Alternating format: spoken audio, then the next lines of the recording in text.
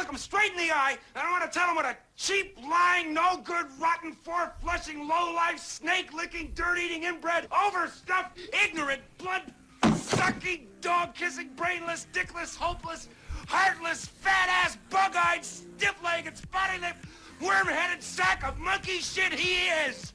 Hallelujah! Holy shit! Where's the Tylenol?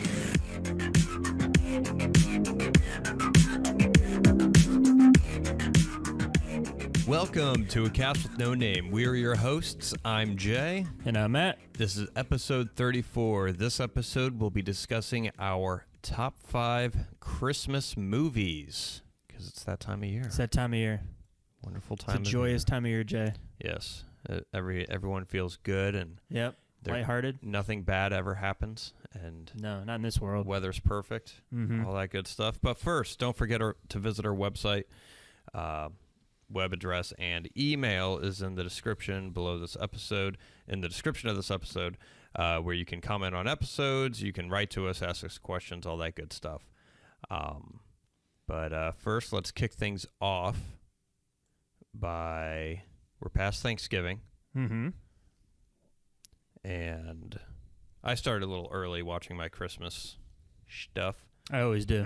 There's too many. Yeah, there is way too many. Yeah. But what was your criteria for picking the top 5? It's pretty simple. It had to be about Christmas. Okay. All right. No diehards in this list. Yes. And do you consider Die Hard no, a Christmas? Yeah. Of course not. Yeah. We've talked about this. Yes. That would mean every Shane Black movie is a Christmas movie. Yeah. Then this list would turn into top 5 Shane Black movies. Because I love Shane Black. Because every single movie he does pretty much takes place.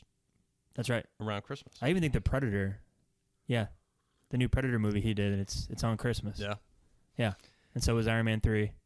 Yep. Iron Man 3. I don't know what it is about that. The Long Kiss Goodnight. The Last Boy Scout. Lethal Weapon. Kiss Bang Bang. Yeah. The Nice Guys. Nice Guys. Nice Guys was funny because he didn't know it until the final until scene. At the very end. Like he's totally aware of what he's doing. Yeah. Anymore, I think he just puts it in there just because I think people expect him to. Yeah. So. I think the only movie he wrote that doesn't have a Christmas element is The Monster Squad. I think that's it. Okay. I never saw that. Oh, that's a good movie. No? 80s kid? You didn't? No. Never saw The Monster Squad? No. Wow. That's a shocker. Yeah. But was that one of his first writing credits? Okay, yeah. That's probably. Yeah. He probably didn't have too much authority as far as. No, I don't think so. Came out in 87, so it was right around the time he wrote Lethal Weapon. Okay. I don't know if he had it in the can for a long time and someone just picked it up, or I don't know. Other than that, though, Christmas is in all his movies, and I didn't have a Shane Black movie on my list. Yeah, I do not have a Shane Black movie on my list. That's good. You're not a communist. Yeah. You're a true-blooded American. That's right. So, listeners, if you were hoping we would talk about a Shane Black movie, no. Not doing it. It's not fucking Christmas. We keep it in the holiday goddamn spirit. That's right. All right. So, it's got to be a Christmas movie. Yep. Got to be about Christmas. That's right. Okay.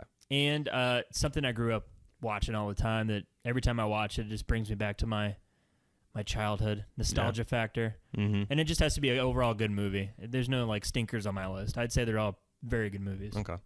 I will I kind of went about it the same way. Mm-hmm. It's got to be about Christmas, had to have been made with the idea in mind that this will be a Christmas movie. Yep. However, saying that, one of my movies does not fit that criteria that's on my list, but okay. It's all right. Listeners, if you can figure out which movie of mine is not a Christmas movie, let us know in the comments. Yeah. There's one, and we'll talk about it in the honorable mentions, but the one I didn't put on the list that's probably the best, one of the best movies ever made. I don't for whatever reason, I don't consider it a Christmas movie. It's because I used to watch it on New Year's with my dad all the time, so I always relate it to New Year's Eve. Okay. But it's not a New Year's Eve movie by any stretch. But anyway. Yeah. All right. Well. All right. You want to go first? Sure. Okay. To kick things off, and the bottom of my list, I mean, I could switch with any one of them. Yeah, but me too. I knew the 5 that I was going to be having, and the order of it flip-flops depending on whatever criteria I would rank them in. Yeah. So I would I would probably rank these as far as the ones I enjoy the most Okay. to watch during Christmas. So my number 5 is Elf. Oh, Yeah. that's my number 3. Oh, it's your number 3? It's my number 3. Oh, That's okay though. okay. That is all right. But yeah, it came out in 2003 Yep. and directed by John Favreau. Favre. Mm-hmm. It was, I think this was pretty much his next movie that he did after Swingers. Yep. He might have done like another independent or something, but He did Made. He directed the sequel to Okay. Swingers first, and then he did this movie. got ya. Yeah. So this was kind of like his big studio. Mm-hmm. Debut. Yep. And this is also Will Ferrell's, other than maybe Night at the Rock, this is like the first thing I think after he blew up, because he did Night at the Roxbury before this. Yep. But he still wasn't Will Ferrell at that point. He wasn't a leading man. Correct. And this Because is, he did Old School the same year. yeah. Yeah. And it was, Old School, and this definitely blew him up to, Oh yeah. Give He him was not the Will Ferrell we know today. yeah. Where he gets $80 million production budget for a comedy. Mm-hmm. Yeah. So, but yeah, I have it on my number 5, simply because like most of these things, they're all, I like this movie. Obviously, all the Christmas movies, they give you the warm and fuzzies at some point, but I like this just for the simple fact that Will Ferrell is the only goofy character in this movie, and everybody else plays it deadpan straight. Yeah. And it's entertaining because of that. There's Yeah. no most of the time it's flipped Mm-hmm. to where usually more everyone's goofy, and then you have the one straight person. Yep. Similar like Planes, Trains, and Automobiles, to where Steve Martin is incredibly straight in that movie, and then everyone around him just seems to be these cartoon characters of just Yeah. this random stuff that's happening. That's a good analogy. To where this is more the reverse of that, which I think plays very, very well. Even when he's in the North Pole, everyone is mainly like more straightish than what Will Ferrell is, especially Bob Newhart and Ed Asner. Yeah. Which is another reason why I like this movie. I love Bob Newhart. I do too. I think we rewatched Big Bang a while ago or a year ago. Big Bang Theory. Yeah, and that he's every time he pops up is just my favorite episode. It's just because he's so deadpan. And Yeah. Did you ever watch the Bob Newhart show growing up? yes, Yeah. and Ed Asner, I really enjoy from the Mary Tyler Moore Show, and He plays a good Santa. yeah, he does. He does does. a really good job. And James Caan. Perfect. I mean, there's Perfect so casting. many. Yeah, there's so many good. Mary Steenburgen, Zooey Deschanel, Peter Dinklage. I Yeah. mean, there's a lot of people in this movie. Yeah. Who was it? Kyle Gass and Oh yeah, and Andy Richter. Andy Richter. Thank you. Yeah, Can't remember. Artie Lang. That's right. He plays Santa, the fake Santa. Yep. But yeah, tons of people in this movie. Yeah, and Faison Love's in it too. Yep. I always like yeah, him. yeah. Just his facial No, it's not. expression. Yes, it is.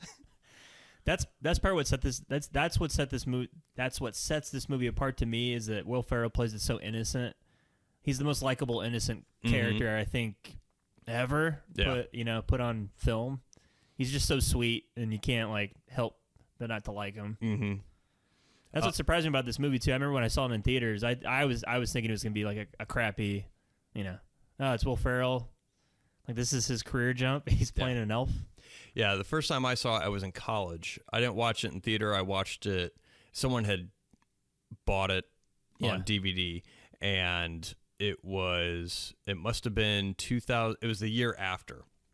So it was 2004, and there was a bunch of us in a dorm room, and everyone's like, oh, we're going to watch Elf. And I was like, oh, is that the Will Ferrell thing? And they're like, yeah. I was like, ugh. And they're like, no, it's pretty good. And it's pretty good. It's pretty good. Yeah. So I think it's, You have to have a cold heart not to enjoy the movie. And I think it does such a good job that it will not. A buddy of mine brought this up. It won't age. Oh, definitely not. I mean, there's nothing in there that feels like it will be dated. There's a couple other movies on my list that I feel like will be. Okay. Just from some of the references that they make, but Elf, I feel like will be one of those that just timeless. Yeah, I agree. I love the beginning of the movie, like the North Pole, how they designed that, because I was a big Rankin Bass stop motion animation Christmas special kid growing up. Yep. You know, Rudolph, and then Santa Claus is coming to town, Frosty the Snowman. I like that callback to it. That was just great. I think of that every time I watch that movie. Yeah, the design of the North Pole, just the washed out white, everything. I mean, it's very. It looks. I mean, I was going to say set based, obviously, but it looks like a cardboard set, like a very cheap 60s style set, which I think works really, really well, and it contrasts nicely to early 2000s New York. Yep. And just the grime and everything else. So we're in the North Pole, everything is clean and just kind of sterile almost a little bit. But I like how the toys too that they're making aren't like video games or anything. Yeah. They're like checking the boxes and what are those things? The sketchy Etch-a-Sketch. Etch-a-Sketches, yeah. And then it's just things that no one really. I mean, toys that are still around today, but no one really plays with. No. But they do make a reference when they're when he's in a elf seminar, elf class. He's like, okay, kids, okay, guys, we're gonna be talking about the new F-62 processors, and that's right.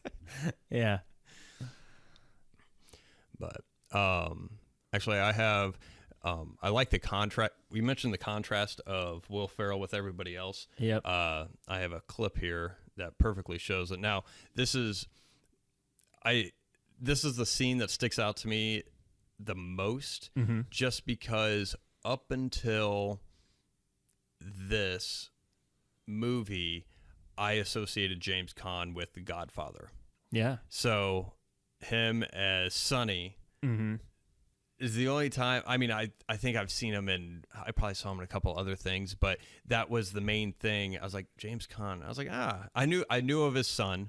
I knew James Caan was just one of those actors, but it was always and he usually played a cop or like a tough guy or whatever. Right. But serious role. Yeah, serious, and Sonny always stuck out with me. So I was just kind of seeing Sonny the entire time. But I have let's play the clip. All right. So, Dad, I plan out our whole day. First, we'll make snow angels for 2 hours, and then we'll go ice skating, and then we'll eat a whole roll of Toll House cookie dough as fast as we can, and then, to finish, we'll snuggle. That's great. Now I cut the audio off a little bit early, but I mean, the only thing James Caan says, buddy, I gotta go to work. Yeah. But and it sucks, and I'll put the clips that we show into the description, so you can watch them. But his facial expression, after it's like, "We'll snuggle," and James Caan's look on his face is just like, "The fuck." Yeah. He's a 40-year-old man. Yeah. Just making those things to do. Yeah. But that was probably the scene I laughed the most at the first time I saw it, and I still get a chuckle out of it just because that was the first time I've seen James Caan in a movie like this. Yeah. Reacting to a character this absurd. And that could have fallen flat on its face if they didn't get this chemistry right. Yeah. I got a clip that kind of displays that too. Here we go. All right, let's get it over with. I walked all day and night to find you. You look like you came from the North Pole. That's exactly where I came from. Santa must have called you. Oh, yeah, sure. He just got off the cell phone with me. You did? So, go on. Go on with what? Well, are you going to sing a song or something, or can I just go back to work? A song? Yeah. Anything for you, Dad. I'm here with my dad, and we never met, and he wants me to sing him a song. And I was adopted, but you didn't know I was born. So I'm here now. I found you, Daddy. And guess what? I love you. I love you. I love you. Wow. That was weird. So good. So I've seen some behind the scenes stuff. I don't know. I thought they had to convince James Caan to do this because he didn't want to do it initially. Because he didn't know, he wasn't completely sold on Will Ferrell, like leading the movie at first. And then I think he met him, and him and Will had like a conversation and eventually convinced Caan to do it. Yeah, that's good. I mean, I don't know. I mean, they could have obviously gotten another actor with the similar kind of persona as James Caan. But the... it hits so well. Yeah, the chemistry, I think, is... It's like spot on. Yeah, it's definitely there. And I think the chemistry between James Caan and Will Ferrell, I think definitely makes the movie, and I think that's probably one of the stronger parts of the movie is their relationship, more so than his romance arc or anything with his little brother and stuff like that. But. And it could have easily not worked at all if Will Ferrell's innocence doesn't shine through it, because you're right, any normal person, or if that were to happen to anybody, if the person that's pretending to be an elf, if he wasn't like sweet and innocent and didn't seem like he had mental illness or something, then it wouldn't be that believable. But for whatever reason, it's believable when Will Ferrell's doing it. So keeps giving him a chance, and he plays that fine line to where he is childlike, and it's almost like an Arrested Development thing, as opposed to him something to where if someone else handled it, it probably would have turned out to be too slapsticky or almost creepy in a way, or something like that. But I got one more clip just because I think it's probably my favorite part of the movie. Who the heck are you? What are you talking about? I'm Santa Claus. No, you're not. Why, of course I am. Well, if you're Santa, what song did I sing for you on your birthday this year? Happy birthday, of course. So, how old are you, son? 4. You're a big boy. What's your name? Paul. And what can I get you for Christmas? Don't tell him what you want. He's a liar.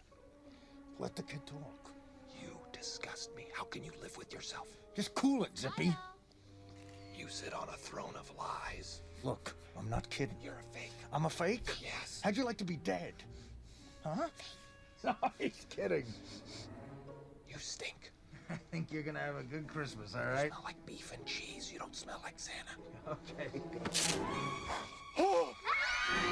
He's an imposter! Smell like beef and cheese. You don't smell like Santa. It's great that they cast Artie Lang to throw that insult at, because Artie Lang does smell like beef and cheese. No he doubt. looks like someone, that would smell that way. There's no doubt about it. Yeah. So It's a great movie. Yeah. I love it. Yeah, it's fun. It's timeless. I think it'll be one of those. It'll turn into one of those like A Christmas Story, or I think I think it'll just eventually get to that point, simply because the people that enjoyed it when they were younger are now at the age where they're having kids, or they have kids that are old enough to be able to watch that. Right. So I think it'll retain its popularity. Definitely. I don't even know if people watch TNT or TBS anymore.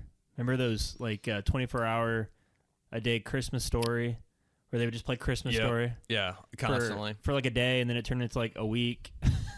We had I know, because nothing else to air. I know. Jeez. We even had there was a local radio station that would play the audio of A Christmas Story. Really? And it would be on Christmas Day, because I remember when Christy and I'd be hopping between Christmases, I'd always turn on the radio station and it would be right there. On? Yeah, they did that, I think, for, I want to say, about 5 years. Wait, so they read the movie script, or? No, it was just the audio of the movie. Really? Yeah. It's like someone just played the movie and they just fed the audio through, and it was... No shit. Yeah. Huh. And it worked well with that movie, just because it's narrated. That's right. Throughout the movie. Yeah. And everyone's seen it, so they can probably envision it in their head. Yeah. That makes sense. So cool. But yeah, that's my number 5 and your number 3. Yeah. So yeah, So my number 5 yes. is The Santa Claus. Okay. Yeah, with Tim Allen. The first one. The very first one, yeah. Okay. Not a giant fan of 2 and 3, and that there's actually a new Disney Plus series coming out about it. Out. I think there's a couple episodes already out. Oh, okay. So we had, I think they premiered the first 2 and then a couple have aired. Gotcha. So. I might watch that. I might not. I don't know. I probably will because my kids could probably watch it because they love the Santa Claus already. I showed it to them the first time last year. They loved it. But yeah, it's just one of those movies I grew up in or grew up with. I love Tim Allen. I was a big Home Improvement fan. Yeah. And it's just I think this is the best movie about Santa Claus that's ever been made. There's like that old 1970s one called Santa Claus the Movie. It's very slow and it's not, I don't know, not all that funny. Miracle on 34th Street, again, it's kind of slow and not really all that funny. Yeah, I can see that. I haven't seen a lot of movies about Santa Claus. I like Fred Claus and some of that. Yeah, like Vince Vaughn. I never saw that. I never had. But no, I enjoy the Santa Claus. I like part 1 and 2. I think I like 2 the most, more than 1. Really? I think so. Just because there's some of the just the comedy with Tim Allen regressing. There's a scene, there's a couple lines in there that he has when he's going on a date with Molly Shannon. Okay, and that's he's pretty... explaining. He's like, I don't know a single person who doesn't want a piece of this. Yeah, and he's just like some chubby guy in a goofy sweater, and he's like, got a minivan, a sweater. Yep. Be back at 8:30. Yep. Yeah. I like this one the most because it does have more of that Tim Allen Home Improvement humor in it. A lot of his line delivery and one-liners. This is situational comedy of the everyday man. Yep. And I grew up in a household with divorced parents, so this movie kind of hits home. I always felt like I was his son in the movie, Charlie, because I came out when I was 8 or 9 when this movie came out. About the same age as Charlie. Yeah. So that way, I kind of felt like I was in Charlie's shoes most of the time during the movie, and just the situations with the parents arguing, and the dad can't get his shit together because he doesn't know how to cook, but you know what I mean? Yeah. Then takes him to Denny's. Takes him to Denny's. Speaking of that, I got a nice little clip here to kind of demonstrate that. With Hatsutashi? No. Dad wants the turkey. Oh yeah, this way. Come on.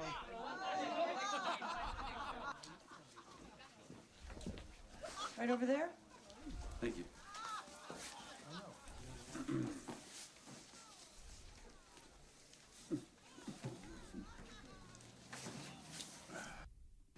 There we go. Burn a turkey? Coffee?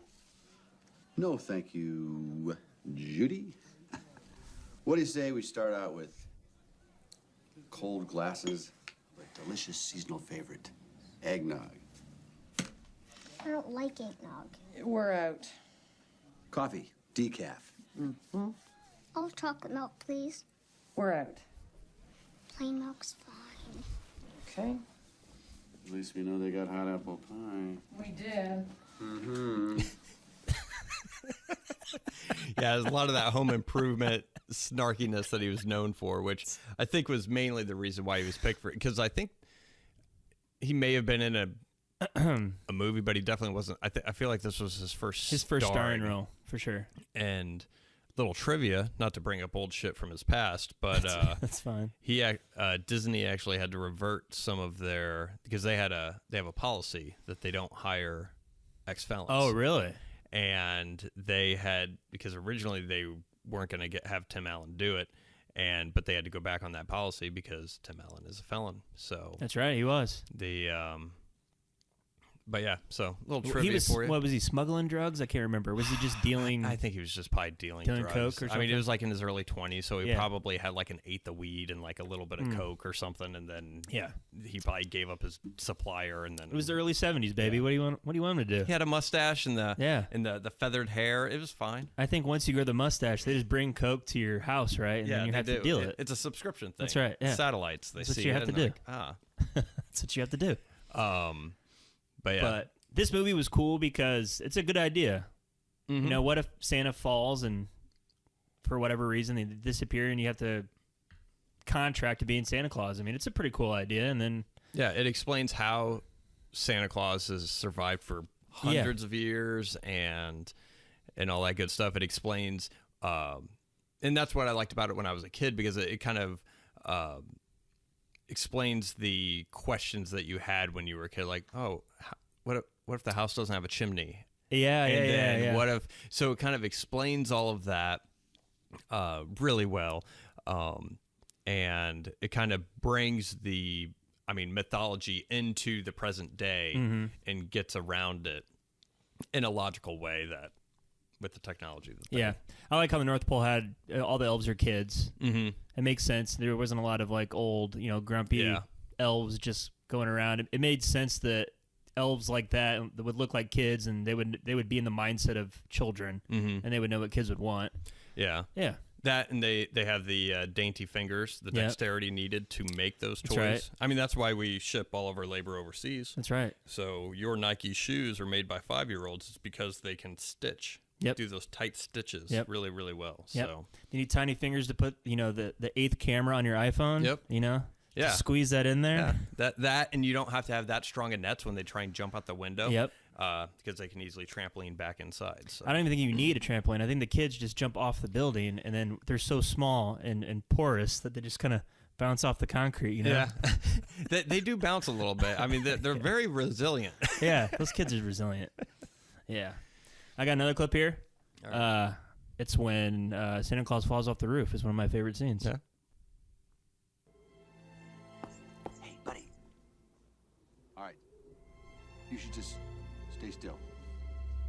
Perfect. Got him! Charlie, stay where you are. Charlie, would you listen to me? Stay up there. It is Santa. You killed him. Did not. And he's not Santa. Well, he was. He's got some ID on him, I bet. Fella, if you can hear me, I'm just looking for identification. Once you figure out who you are, I'll give you a lift back to the mall. If something should happen to me, put on my suit. The reindeer will know what to do. Yeah, right.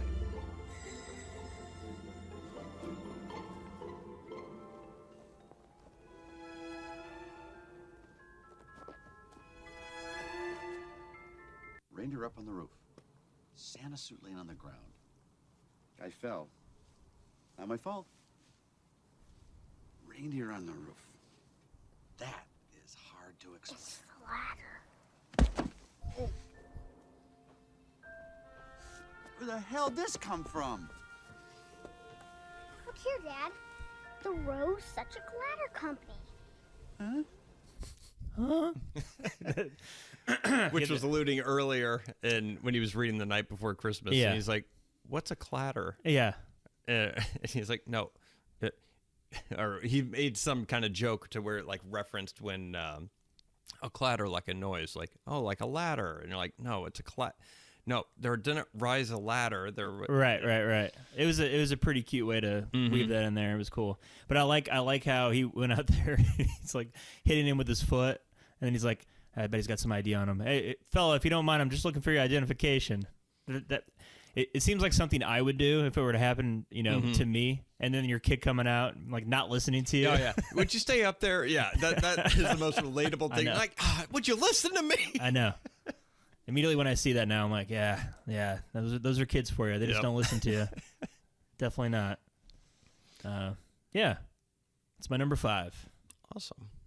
My number 4 came out in the same year as Elf. As Elf. Oh, okay. Yeah, just figured that out. But it is Bad Santa. Nice.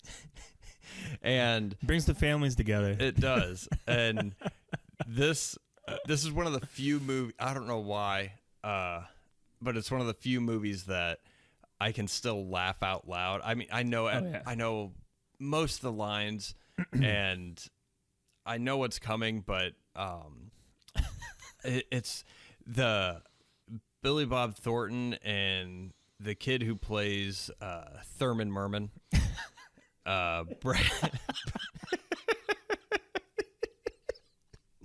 Those two together are just amazing. So good. If you haven't seen Bad Santa, it's really good. It's obviously it's not a family movie, but No. It's just so funny. I mean, didn't even the think writing in it is fantastic. Very funny. I didn't even think about this as a Christmas movie. I just think of it as a comedy. But it is a very funny movie. Yeah, I mean, you have Billy Bob Thornton, Bernie Mac, plays the mall security guy. John Ritter plays, I think, the mall manager. I love John Ritter. Yeah, he's so great in this. Yeah, he's awesome. Lauren Graham, who she was on Gilmore, she played the mother in Gilmore Girls. Yep. You have Tony Cox, who plays Marcus. Who might steal the show. Yeah, he's pretty good. He's pretty good. Some great lines in it. I feel like everyone's probably seen this, but Yeah. Billy Bob Thornton and Tony Cox play a Santa elf pair that go to different malls every year, and then they rob them. Yep. They rob the mall on Christmas Eve, and that's just kind of their shtick, and then hilarity ensues. Billy Bob Thornton's character Willie is a barely functioning alcoholic. If that. He's just the worst human being that you've met. He has no filter. I mean, it's just it's fantastic. But the very, very funny. But Brett Kelly, who plays the kid, and Billy Bob Thornton together are just great. This is a clip. It's after the kid still believes in Santa Claus, and Billy Bob Thornton's giving him a ride home after the kid saved him from an unfortunate incident in the parking lot, and so he's just giving the kid a ride home. This one fucking time I take you home, okay? Uh-huh. I'm not your fucking dad. Uh-huh. It's not like you helped me back there with that nut job or anything, you know? Why do you need a car? What the fuck are you talking about? This car. Which turn is it? Sage Terrace. Where's your sleigh? It's in the shop, getting repaired. Where are the reindeer? I stabled them. Is it left or right? That way. Where's the stable? Next to the shop. How do they sleep? Where the reindeer is standing up. But the noise, how do they sleep? What noise? From the shop. They only work during the day, all right? I thought it was always night at the North Pole. Well, not now. Right now, it's always day. Then how do they sleep? Oh, shit, Sage Terrace. What is it with you, anyway? Somebody drop you on your fucking head? On my head? Well, yeah, what, are they gonna drop you on somebody else's head? How can they drop me onto my own head? No, not onto your... what? God damn it, are you fucking with me?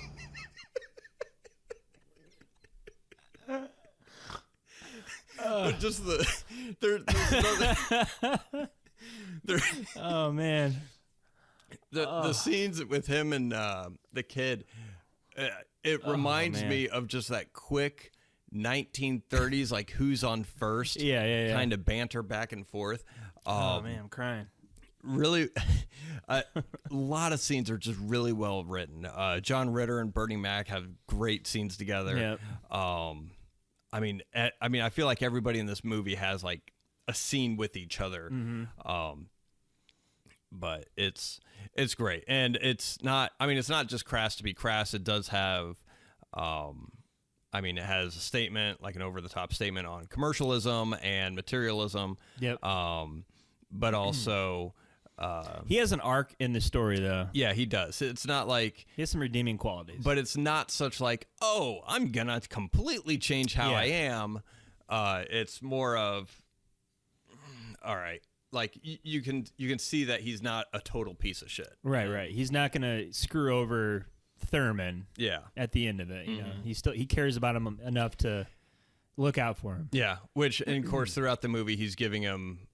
more or less fatherly advice to the best of his ability. To the best of his ability. That is. Oh man! But it's Tony Cox's insults. Oh yeah, to Billy Bob Thornton are amazing. Your soul is dog shit. Oh man, I remember watching that in the theater, crying, Mm-hmm. laughing. I just wasn't expecting it to be that funny. Yeah. We kind of saw it just on a whim. Just we were bored. Mm-hmm. Like, yeah, we'll see what this is about. Crying, laughing. Great movie. Yeah, that's my number 4. I would, it's, of my 5, it's obviously the one I left the most at, and it's fantastic. great. It was very close to becoming number 3 or number 2, Really. but just because the amount of enjoyment I get from watching it, It's one of the best comedies I think ever made. It's very good. very, very good. And it's the writing, and everyone just does such a great job with it. Yeah. But yeah, that's my number 4, Bad Santa. Nice. Did you ever watch the sequel? Yeah. I haven't seen it. You don't, I refuse to. So you don't need to. it ruined it for. Yeah, that's what I It figured. didn't ruin the first. Like, I watched the sequel, and I really don't remember it. Really? Like, that's how bad it was. I know they were all a little bit older. Mm. I can't tell you the storyline. I think Kathy Bates plays Willie's mom or whatever. Oh, really? That's the only thing I really Yeah. remember. Why would you want to do that? That's the appeal of it. And that, You don't want to know why he's so horrible I know. because it loses the appeal. Yeah. Takes away the mystery. Yeah. Didn't work for the Joker. Didn't work for Darth Yeah, Vader. you're not a big fan of the Joker, huh? It's not a. It's Taxi Driver. It I is liked it better when it was Taxi Driver. It is Taxi Driver. I'll give you that. All right. So, that was your number 4? That was my number 4. It's a good pick. My number 4 is A Muppet Christmas Carol. Have you ever seen it? Yes. You're not a big fan of it? No, I am. This was. I did not watch it. I mean, there's several movies that I didn't watch until your sister and I, hooked up. Yeah. A lot. I mean, we can skip all of that. We don't have to rehash But any of that. But no, because she would, especially during the holidays and stuff, she would say, "Oh, let's watch Muppet Christmas Carol." I'm like, all right. But yeah, it's one of those movies that I'm like, yeah, this is really good. And I've seen other iterations of Christmas carols. Yep. This is by far, I think, the best one. I would agree with you. But yeah, it was one of those movies. I mean, Elf, I could have easily swapped out with the Santa Claus. Yeah. And 15 other movies, and this was one of them that I was debating about having in. I didn't include it though, just because it is somewhat of a recent movie that I was introduced to, to where I still enjoy watching it, and I think it's fantastic and very, very well done. It's just I didn't include it in my personal list because I just didn't have that history with it. Gotcha. But no, I think it's great. It's probably the best. That's why I'm not looking forward to Will Ferrell and Ryan. Oh, Spirited? Yeah, Spirited. Yeah, I and know. I'm like, oh, Scrooged Part 2, Yeah, I know. Christmas Carol. I was like, they already did it better with the Muppets. I was like, know. you can't No. just watch the Muppets. And Yep.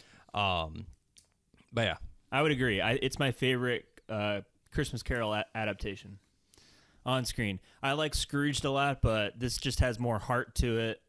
I always watched it as a kid. It came out in '92, so it was just one of those movies. I always liked the Muppets too, but this is probably my favorite Muppet movie, as well as being my favorite Christmas Carol adaptation because I like this one way more than the Jim Carrey one that came out.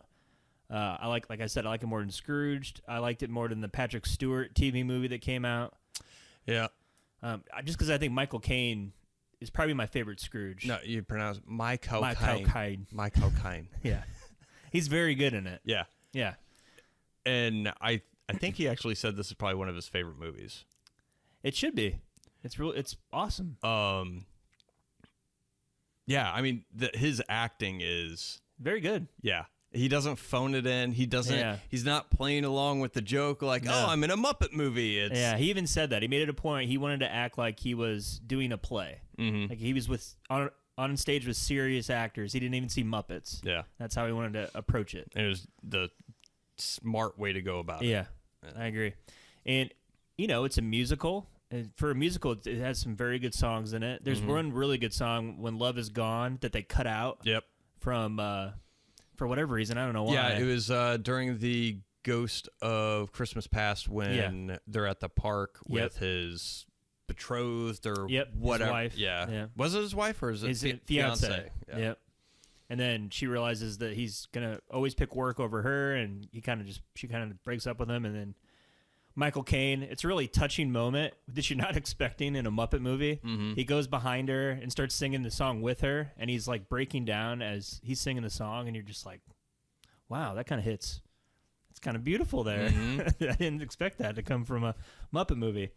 But with all that being said, like, it's funny. I like the aspect of Gonzo and Rizzo being the narrators in the movie and then going along in the adventure with the audience. I thought that was a really smart thing to do. And their repartee with one another is, funny. Yeah. It's cute and it's funny for, like, a 9 and 10-year-old, and I still enjoy it as, somebody who's pushing 40 now. Yeah. But and they got little comedic bits and stuff that they do throughout the story, kind of break it up a little bit in between the acts. And I thought it was really smart, too, that the Ghost of Christmas Future was like a Grim Reaper and didn't have any talking lines. So they let Michael Caine act and go to the different scenes where people didn't really care about him at all, and they just let Michael Caine come to that realization that, this is what my life's going to be if I keep going down this path. But a lot of it's a lot of emotional heft that you're just not expecting from a Muppet movie, which is why I like it. It's surprising, it's funny, entertaining. My kids love it. Yeah, it's just great. Yeah, I think we watched it last Sunday. Nice. It's underrated. No one ever talks about it. I think a lot more people. I would disagree. I think you think so? I would be willing to bet that people have seen this version of A Christmas Carol more than any other version. I don't know. It'd be an interesting poll, but it would be. I don't know, because I feel like I've seen like stuff on Twitter or something like to where, all right, guys, what's your favorite iteration of A Christmas Carol, and why is it the Muppet version? And kind of a thing. To where I think people in our generation, especially, I think it's one of their go-to that they talk about. But yeah, I don't think people talk about it as much, just because mainly it's thought of as a kids film. But I feel like there's probably a lot more people than we're aware of that have this in their holiday watch list. Yeah, kind of a thing. But I got a clip here. All right, here we go. Scrooge made his way up the staircase, caring not a button for the darkness. Darkness was cheap, and Scrooge liked it. But the incident at the door had made Scrooge wary. Before he shut himself in for the night, he searched his rooms. Okay, that does it. Pardon? How do you know what Scrooge is doing? We're down here and he's up there. I keep telling you, storytellers are omniscient. I know everything. Hoity-toity, Mr. Godlike Smarty Pants. To conduct a proper search, Scrooge was forced to light the lamps. How does he do that? But just the movie has scenes like that throughout it, where their repartee is very good, and the way it's amazing how they move these Muppets with like the body language to have convey sarcasm and comedic effect. Yeah, it's really well done.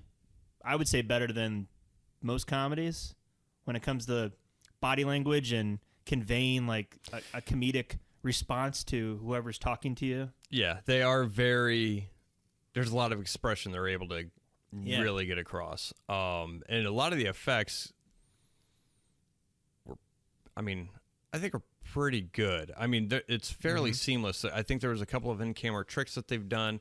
There's a couple of green screens or matte effects that they did, like when the Ghost of Christmas Present is super large and he shrinks down to. I feel like that was in camera, because when we watched it, I couldn't see the seam. Oh yeah. Of the actual effect, yeah, but then they had full body shot, like wide shots of the Muppets moving, which was, I'm sure, screens that they probably removed, or strings and sticks that they removed digitally. But it's really well done. Yeah. They had to build sets too, to where the actors for the Muppets, they would be under the floor to where they could do that, and then Michael Caine would have to walk on like boards. Yep.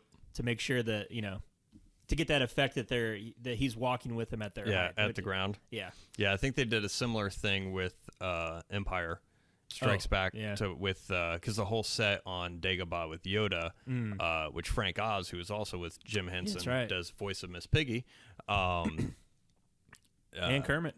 Yeah, and Kermit. It was the same thing to where they built up a set, and then Frank Oz was pretty much down below the level the entire time, saying the lines and then moving the doll and everything. It's cool. But I think they took extra care making this movie too, because Jim Henson died like a year before. And then his son Brian's the one that directed the movie. Yeah. So I can tell they put a lot of, heart and effort into it. Mm-hmm. But I love it. I watch it every Christmas. It's great. Yeah. So that's my number 4. All right. Yeah. My number 3 is one that it's one of the ones that I feel like are probably going to be, as time goes on, it'll just be aged a bit. Okay. Is Love Actually. Really? Which also came out in 1993. Jesus Christ. Or 2003. The same year as Bad Santa and Elf. Is that just when you started watching Christmas movies? Apparently. Yeah. But yeah, Love Actually, it's written and directed by Richard Curtis. Stars everybody. I've only seen it one time. Yeah? Mm-hmm. So this is, a lot of people call this the movie, the romantic comedy that guys like. Okay. But it has, I think it's like 9 different stories. Mm-hmm. It takes place in London, and if I feel like a lot of people have seen this movie, but it follows 8 different couples. So it follows the lives of 8 different couples in dealing with their love lives and various loosely interrelated tales, all set during the frantic month before Christmas in London, England. It stars Hugh Grant, Liam Neeson, Laura Linney, Bill Nighy, Colin Firth, Emma Thompson. Isn't Keira Knightley in it? Keira Knightley's in it. You have Chiwetel Ejiofor. Chiwetel Ejiofor. Yes. Dude, you're fucking... It's like you have a fucking stroke. Has Martin Freeman. Yeah. It has Andrew Lincoln, who is in The Walking Dead. He's Rick. He kills zombies. Coral. For fun. Coral. Who's your mom, Coral? And you have Alan Rickman. And then you have cameos from Mr. Bean. Rowan Atkinson. Yeah, Rowan Atkinson. It's like the Mother's Day.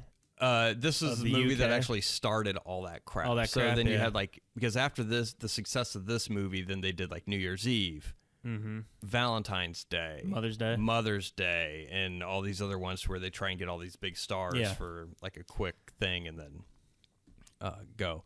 But I like it just because it's fun. There's been some recent, not butthurtness, but which is a technical. Is that technical? Media literary term. Media literacy term is butthurtness.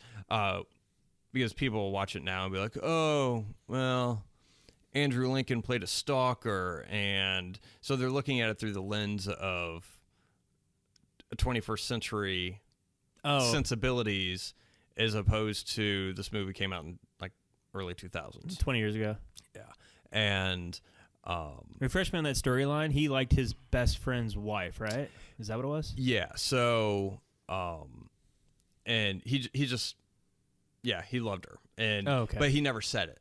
And he didn't, because he didn't want to hurt his best friend, and he didn't want like all this other stuff. But yeah, so you have that, you have So are people upset about My Best Friend's Wedding with Julia Roberts?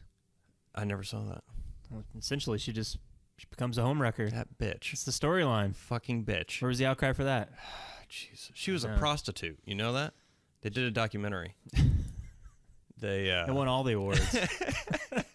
She went shopping and everything. Yeah. But and then you have another storyline to where Hugh Grant plays the prime minister, and he is in like he kind of has the hots for his assistant. That's right. And so then you have people, oh well, and like after the Me Too movement, where he's using his power. I'm like, yeah, but Can we all just take a breath? yeah, I was like, she liked him. I was like, fucking Hugh Grant. I know. It's like, oh, poor. But so you have some people kind of Who else is the prime minister going to meet? It's like he can go out to the bar. met Billy Bob Thornton. Yeah, that's right. So I mean, you have some people that are trying to pick it apart like that, but I think it's fun. One of my favorite storylines is between Colin Firth's character Jamie and his Portuguese housekeeper, to where they don't speak, like he doesn't speak Portuguese, she doesn't speak English, gotcha. and you have their relationship going. You have Bill Nighy and Gregor Fisher, who Bill Nighy plays like an aging rock star, and That's right. his manager.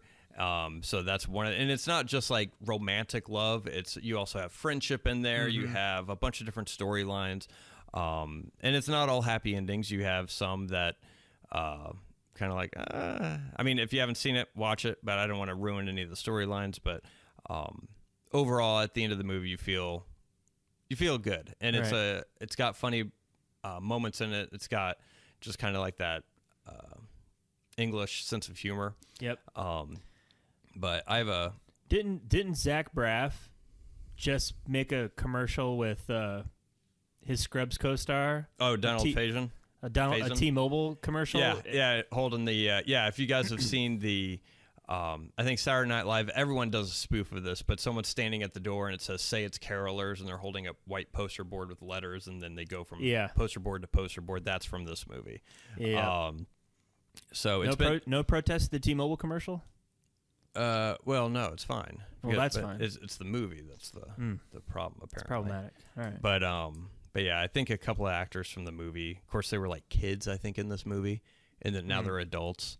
They're like, oh, well, it's sexist and blah, blah, blah, blah, blah. And I'm like, you were like 8 when this movie came out, when you were in this movie. And now I was like, no. Now they're wise beyond their years, Jay. Well, I think they were trying to get their name out there because they haven't had work since they were 10. But but no, I have a clip here that is, I don't know, kind of, this is a clip with Billy Mack, the character who's the aging rock star played by Bill Nighy. He's just put out a Christmas album. He hasn't had a hit in years, and he changed, instead of love is all around us, it's Christmas is all around us. And so he's putting out the dreaded Christmas album, and he's out promoting it, but he's at the age to where he just doesn't give a fuck anymore. And now he's being interviewed on a London radio show. Gotcha. So, Billy, welcome back to the airwaves. New Christmas single cover of Love Is All Around. Except we've changed the word love to Christmas. Yes, is that an important message to you, Bill? Not really, Mike.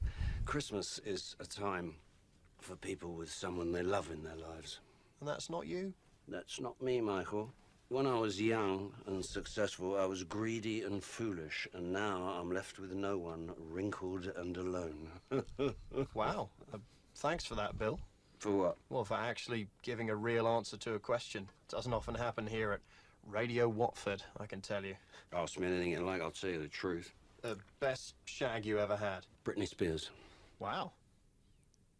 No, only kidding. She was rubbish. Okay, here's one.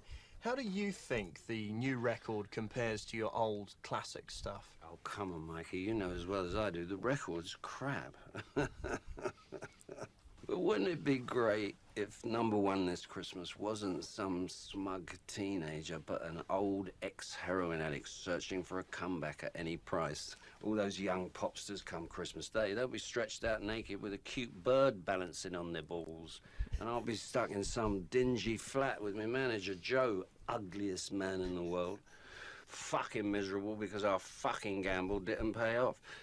So if you believe in Father Christmas, children, like your Uncle Billy does, by my festering turd of a record, and particularly enjoy the incredible crassness of the moment when we try to squeeze an extra syllable into the fourth line. I think you're referring to If You Really Love Christmas.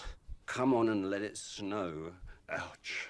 So, here it is one more time, the Dark Horse. That's good. I love Bill Nighy. But I mean, it's fun. It's a quick-moving movie. There's 8 different stories. You keep hopping between the different storylines. I feel like it's very well done. It's very hard to juggle the storylines, that many storylines. Yeah. And as you watch it more and more, you'll have some favorites, some ones that aren't so favorite. But every single one has at least a scene or two that's worthwhile. But yeah, I mean, you have a lot of romantic love. You have friendship. You have Liam Neeson is a stepfather to a child who recently lost his mother. So then you have a father-son dynamic. But it deals with a bunch of different kinds of relationships, all centered around Christmas. So Good pick. I did like it when I saw it. Just haven't seen it since. That's fun. All right. So that was my number 3. Your number 3 was Elf. Mm-hmm. So do you want to do your number 2? 2? Or, yeah. Yeah. Yeah. So I was debating this because I like the second one a lot too, but I had to go with Home Alone, the original one. Okay. That's my number 2. It's a classic in my eyes. I saw it in theaters when I was 5. I've loved it ever since. I always thought Kevin McAllister was the coolest kid ever. It's like a dream movie for a kid, you know? I just watched it for the first time with my son Liam, and he absolutely loves it. He thinks it's the coolest thing in the world, and watching it with him, it just brought me back to when I was a kid and just loving that movie. And it's still funny, like as an adult. Even like all the slapstick crap. I'm just a big fan of, I love Daniel Stern. I love Joe Pesci. Joe Pesci's so underrated as like a comedic actor. He's one of my favorite comedies, My Cousin Vinny. Mm-hmm. And I can't think of an actor who does such a good job at balancing dramatic with comedy than Joe Pesci. Yeah. He's fantastic. Yeah, he could be the funniest guy in the room, and he could also be the scariest guy in the room. I know, it's crazy. Yeah. But, I mean, it's the movie that makes me feel most like a kid. I love it. I do think that Home Alone 2, though, it has some scenes in there are I would say a little bit funnier than Home Alone, the first one. The only reason why I didn't put Home Alone 2 on here is because pretty much Home Alone 2 is just a carbon copy of the first one. Yeah, it's the same thing. And they even call back to it, like, we did it again. Yes. And there's a couple of, like, not fourth wall breaking, but just aha moment kind of things in the movie. Yeah. But the story structure is beat for beat the exact same thing. Yep. So I couldn't put it on the list because, there's not a lot of originality with that. It's just the setting's different. Yeah. Is it because Donald Trump's in that one? Yeah. Immediately off the list because I hate that guy. Okay. Good. He's ruined everything about this country. Yes. Only him. Same thing with Rob Schneider. Yeah. And Tim Curry's in the second one. I love Tim Curry a lot. But yeah, and then the movie itself, it reminded me of just big family get-togethers because his brothers and sisters remind me of like my cousins and stuff, and just the uncle that you don't always really get along with, that gives you shit all the time, and arguing with your cousins. I mean, I think everybody can relate to that. And then the neighborhood too. It reminded me. I mean, I wasn't as rich as Kevin McAllister was growing up, but I was certainly like low middle class, and just the neighborhood itself with all the lights, and it just reminded me of like a neighborhood that I grew up around.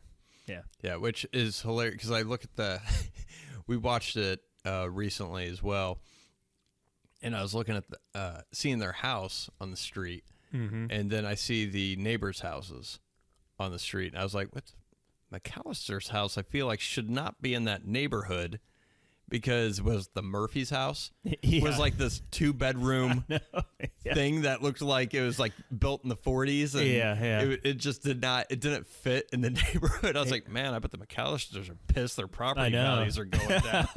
Yeah, you get in that house and their kitchen's like, 30 by 20. It's really small. Fucking poor people. Those damn poors bringing these property values down. But yeah, along with that, I just love the score. I think that it's one of the best scores too. I got a little clip here of that.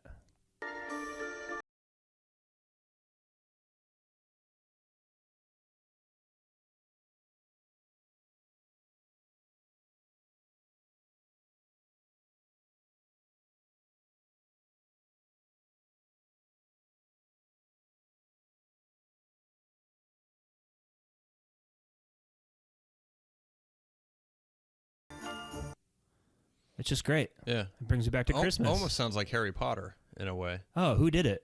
I don't know. John Williams. What else did he do? Harry Potter. Huh. Guess who directed that movie too? I'm surprised. Chris Columbus. I'm surprised they don't get that. What was his name again? The guy who did the music? John Williams. They need to get him to do more stuff. I know. He's certainly pretty good at what he does, right? He's all right. I mean, he's all right. Yeah. Yeah. But I love the score. It brings me back to Christmas. It's unique and I love it. Mm-hmm. It's great. And it's one of the I feel like this one and the second one I guess too, but this one I feel like was on the tail end of those kind of kid movies where I feel like they don't make that many of them anymore, which is kids are out on their own kind of a thing. Like the Goonies, Stand By Me, The Wizard, Home Alone, those child adventure movies that I mean, maybe they still do make. Maybe I just haven't seen them, but I at least in my perception, I don't think that they really make them anymore because I feel like you would have heard about it at some point.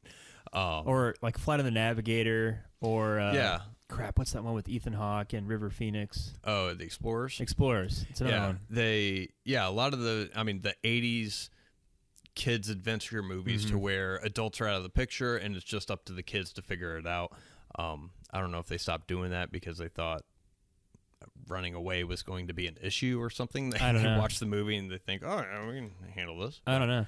Well, maybe. Well, it's tough to find a kid that can carry a whole movie. Yeah. Or kids that can carry a whole movie. Yeah, I don't know. Yeah, I agree. It does have that family dynamic that a lot of people I feel like could relate to. And I have another clip here. Yeah. See, this movie is awesome because it's not afraid to have those more adult-like confrontations with a kid. By that I mean just the repartee and the. I can totally. I know see where this. you're playing now. I can totally see this happening with Nicole and my son. I could totally see it. It's not far off. I am upstairs, dummy. The 3rd floor. Go. It's scary up there. Don't be silly. Fuller will be up in a little while. I don't want a super Fuller. You know about him. He wets the bed. He'll pee all over me. I know it. Sorry, that was it. I love that line. I know it.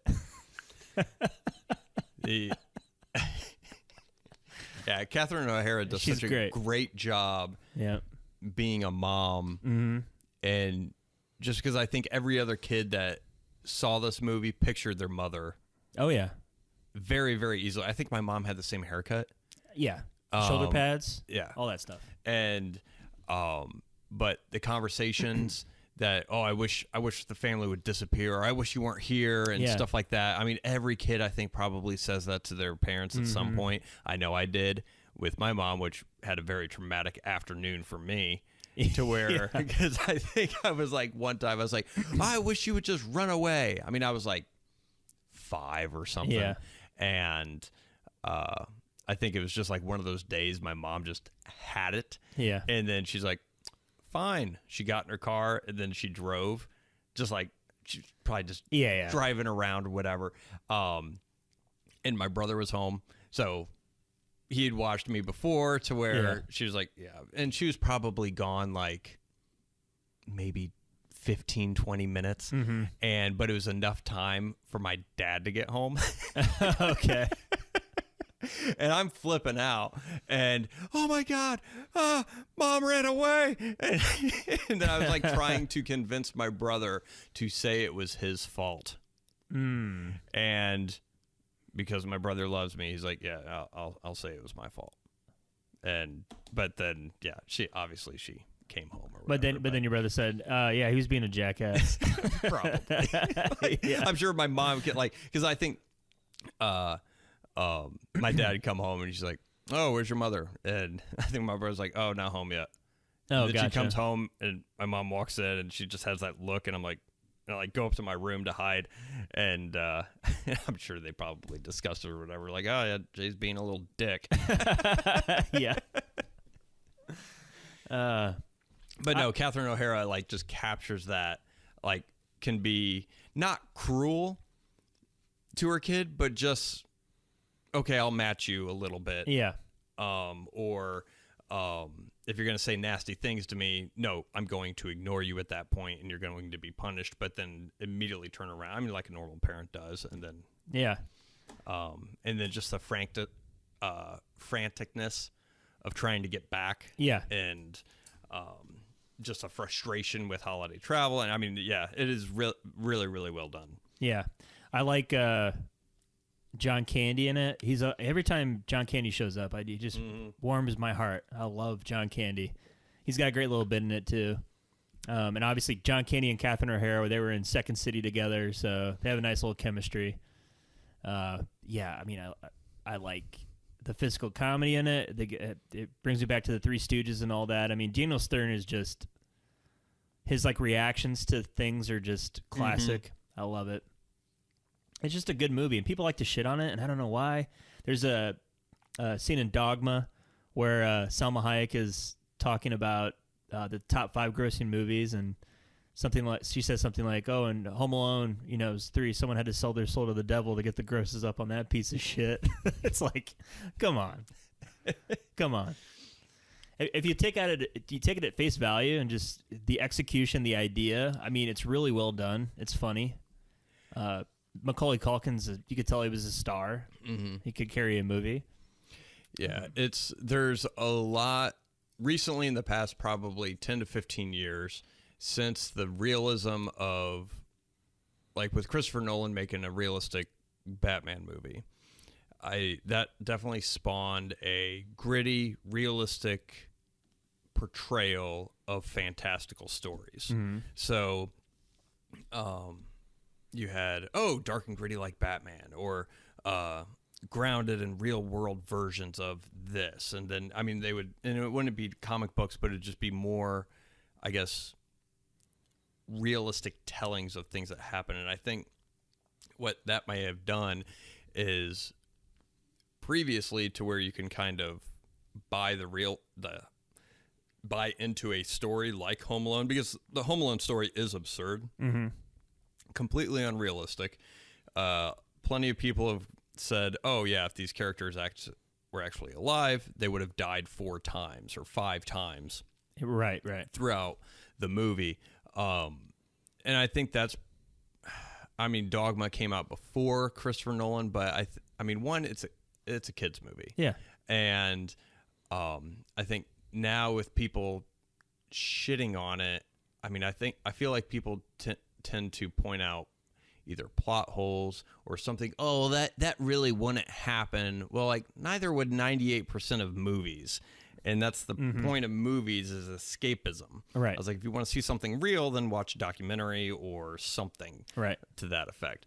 And I think that might be where it comes from, is just a sense of a lot of people are, unless it's set in a fantasy world, I think anything that happens in a contemporary setting, people, I don't know if they're just not willing to believe into an absurd storyline or what, but I think that might be where it comes from a little bit, as far as people shitting on this. I haven't heard anyone shitting on this. I haven't lately. But yeah, I do think some absurd movies like Home Alone have trouble, because I feel like it did such a good job kind of balancing the line with absurdity, but still being entertaining, still being believable within the world, to where now a movie similar like that now, I feel like, would just be so far-fetched. if they couldn't execute it properly. And I think that's what a lot of the problems with some movies are, is that they just don't make it believable even in the world that they're in, kind of a thing. But because they established rules early on in the movie, then that get contradicted later on because it doesn't fit into the narrative. Yeah, I think John Hughes has the ability to write from the mindset of a kid better than most. Obviously, he's prolific in writing about teenagers, and he's written some of the best teenage, coming of age movies ever. But yeah, I mean, every situation that Kevin's in, like through the eyes of like how would an 8-year-old handle this with all the posters pretending like they're having a party, just the ridiculousness of that whole thing. Yeah. And a kid would think that would actually work, and then obviously the plan with all the booby traps and stuff.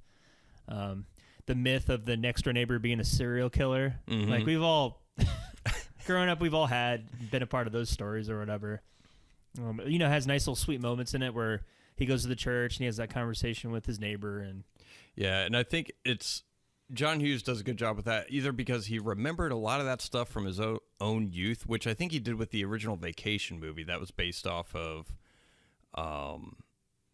an essay he wrote, because he was in advertising before, and I think he did that story for the magazine National Lampoon's Vacation. And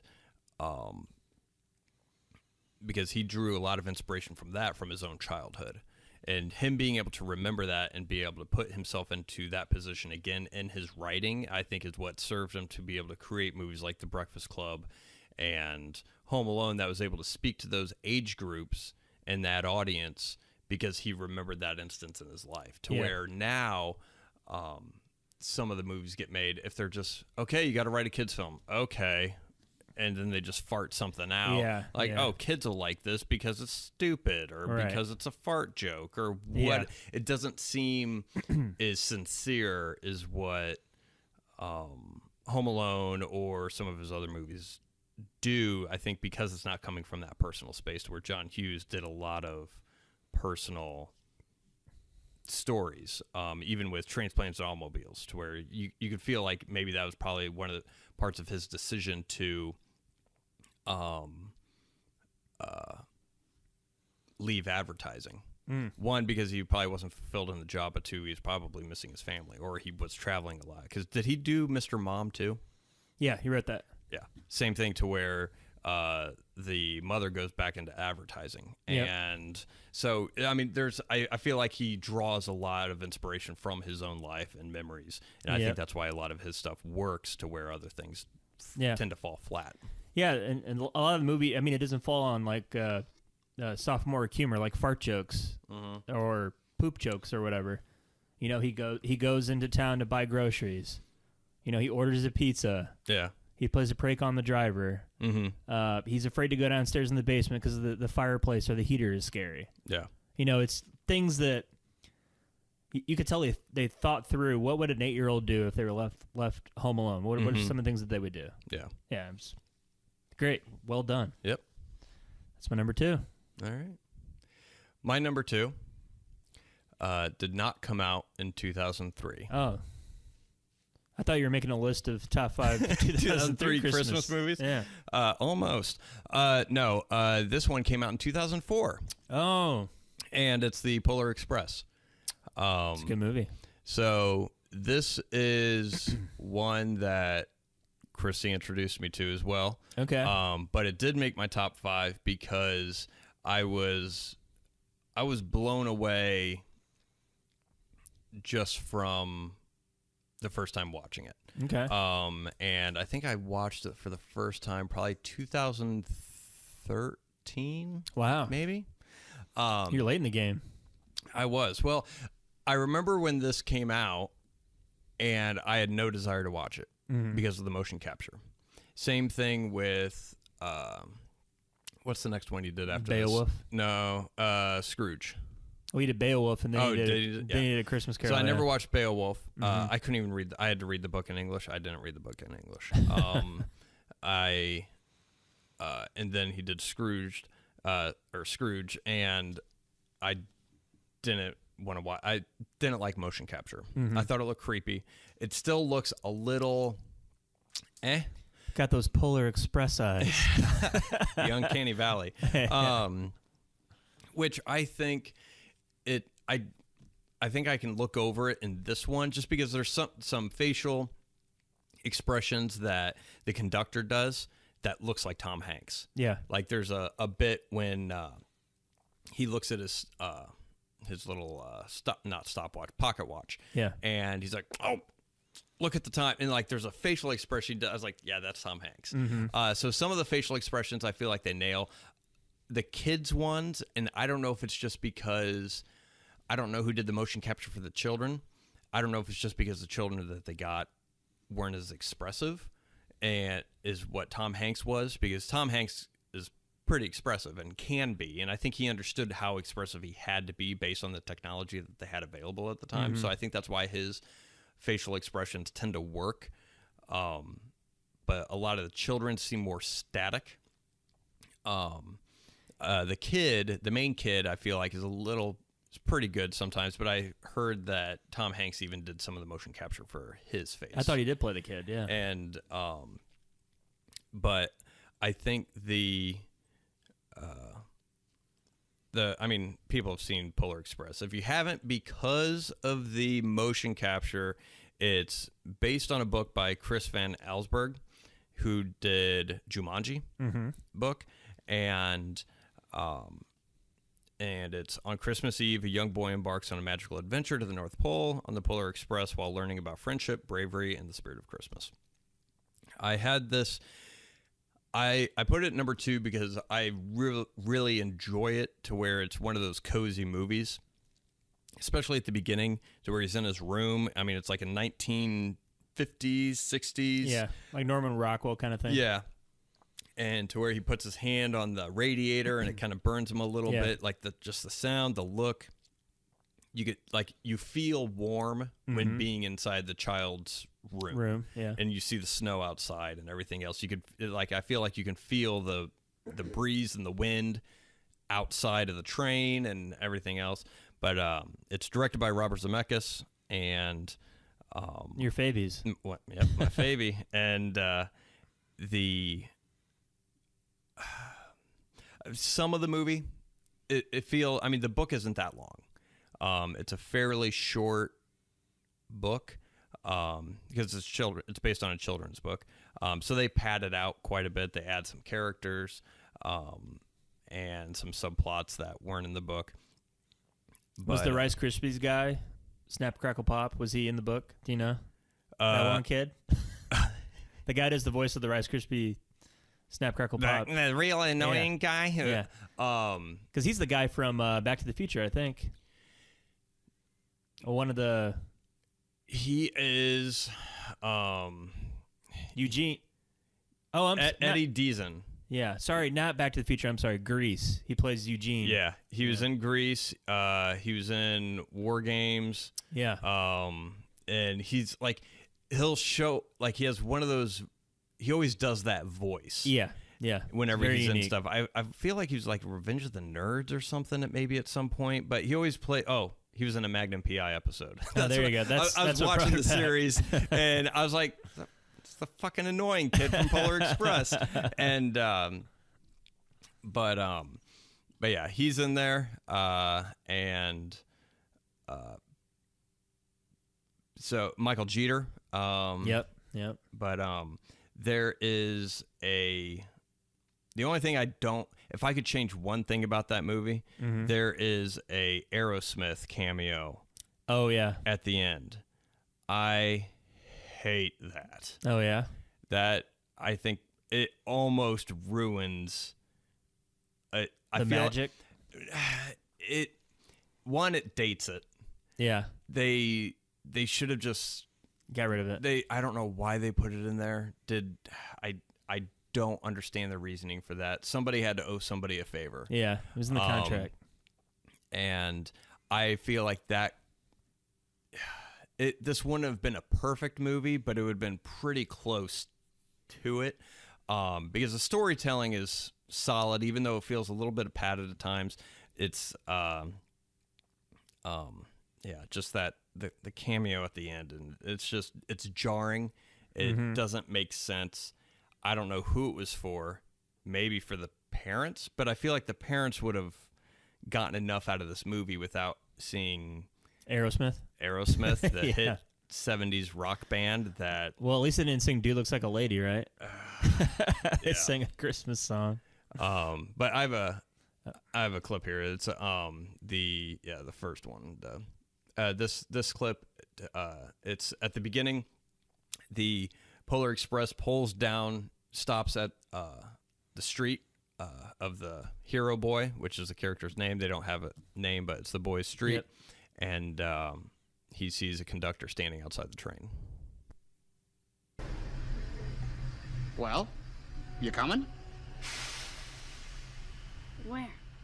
Why, to the North Pole, of course. This is the Polar Express. The North Pole? I see. Hold this, please. Thank you. Is this you? Yeah. Well, it says here, no photo with the department store Santa this year. No letter to Santa. And you made your sister put out the milk and cookies. Sounds to me like this is your crucial year. If I were you, I would think about climbing on board. So, obviously the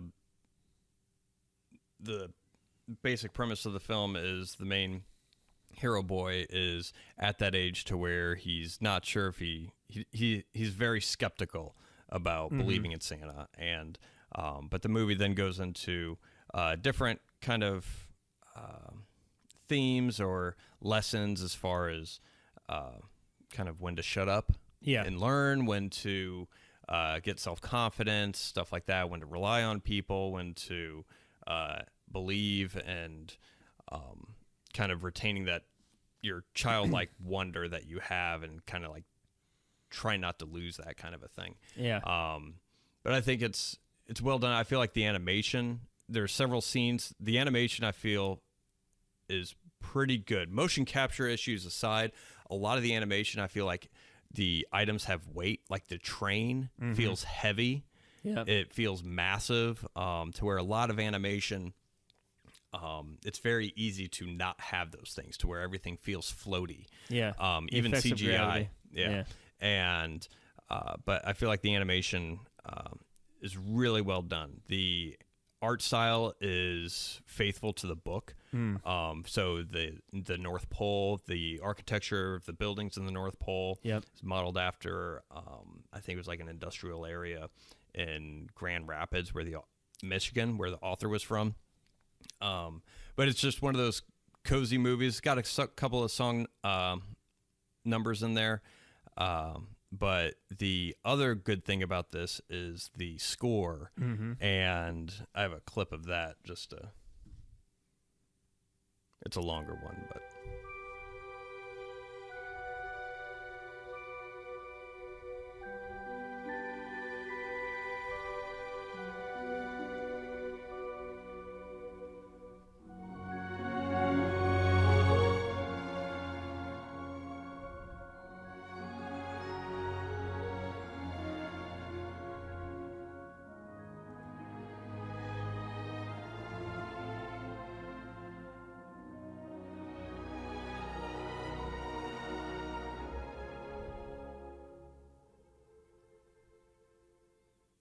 Didn't mean to blow anybody's ears out from that, but yeah, by Alan Silvestri. It's great.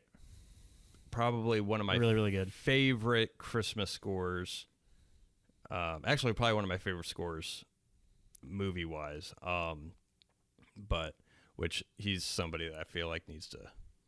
If there was a next John Williams, I think it would probably be. I would choose Alan Silvestri. Really.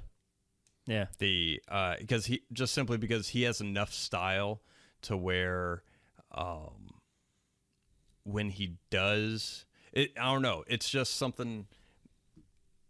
Even before I started paying attention to composers and movies, he was one that I was always. It was him, Ennio Morricone, and John Williams were the main three that I could pick just from that sounds like the guy who did. And Yeah, then yeah. I look it up, like, oh shit, it's the same person, Same guy. So he has a distinct sound, like similar to like Danny Elfman or something like that, Yeah. where he has kind of that distinct way that he does music. But I think he does a very good with orchestral, larger scores when given the opportunity. Yep. Well, he encapsulate Christmas pretty well with the score, for sure. Yeah, the wonder. Yeah. Yeah, definitely. And I think the motion capture side, like you said, the visuals and the camera work and the shots in the movie are awesome.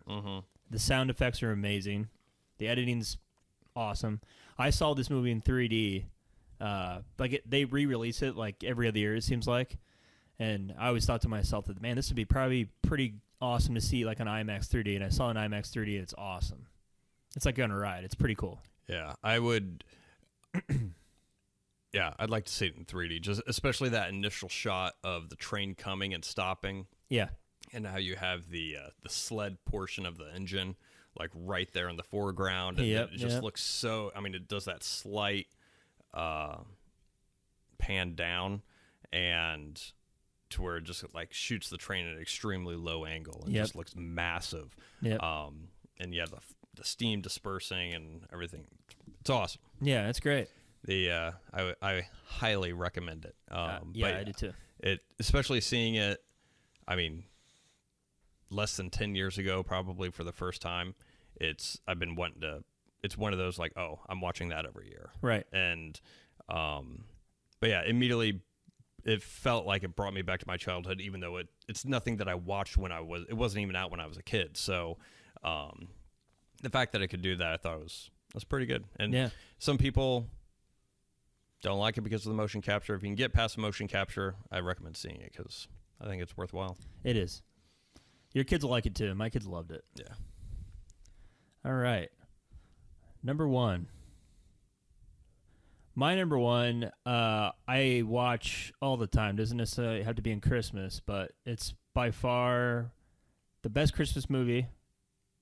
It's debatable. Ever made. Debatable. And it's one of the best comedies ever made, and that's Christmas Vacation. Hands down.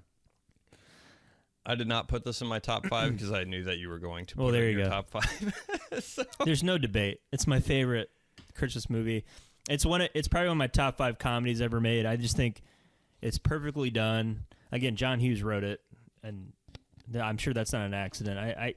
He just writes middle American, middle class family structures so well. Nobody does it better than him. And this is just a match made in heaven. I love Chevy Chase movies. I think Chevy Chase is, I don't know why he's not more recognized for his comedic genius. I would say he's just a comic genius when it comes to like physical comedy and reacting to other actors. His timing. Yeah. He's awesome. Rainey Quaid is fantastic. Just the I can relate to the quirky relatives. Like I know somebody in my family that is like the uncle, or the great uncle who's kind of not there anymore, or the great aunt who isn't there anymore, or even the kids. You know, I had a much older teenage sister growing up when I was, 8 or 9, that was like 7 years older than me, and every time I see her on screen, I think of my sister. It's like, oh, that's exactly. With the Guns N' Roses poster and messy and shit all over the, doesn't want anything to do with me. I'm the nasty brother, you know what I mean? It's just great. I love it. Everything from, the relatives coming over, hanging the lights. I mean, hanging the lights, trying to find ways to spend time with your kids, arguing with your relatives, the awkward conversations. Yeah, no one does it better, or nothing does it better than this movie. Yeah, it is taken from obviously Clark's perspective. So you have his parents that he's kind of like you can tell he loves his parents, but then he's kind of like slightly annoyed by him, but they still treat him like a son. Like they still kind of want to parent him a little bit. And then he has his in-laws to where they kind of just they just rib him a little bit. Yep. Like, they married his daughter, but it's just like that typical in-law kind of thing to where they're not overtly mean. Like they sometimes are in like sitcoms. Yeah. But it's more of just like, what, like they kind of like when kind of downgrade him a little bit. Yeah, like put him in his place a little bit. Yep. Yeah, because E.G. Marshall plays his father-in-law Art. He's so good. They're not twinkling. Little lights, they're not twinkling. Thanks for noticing, Art.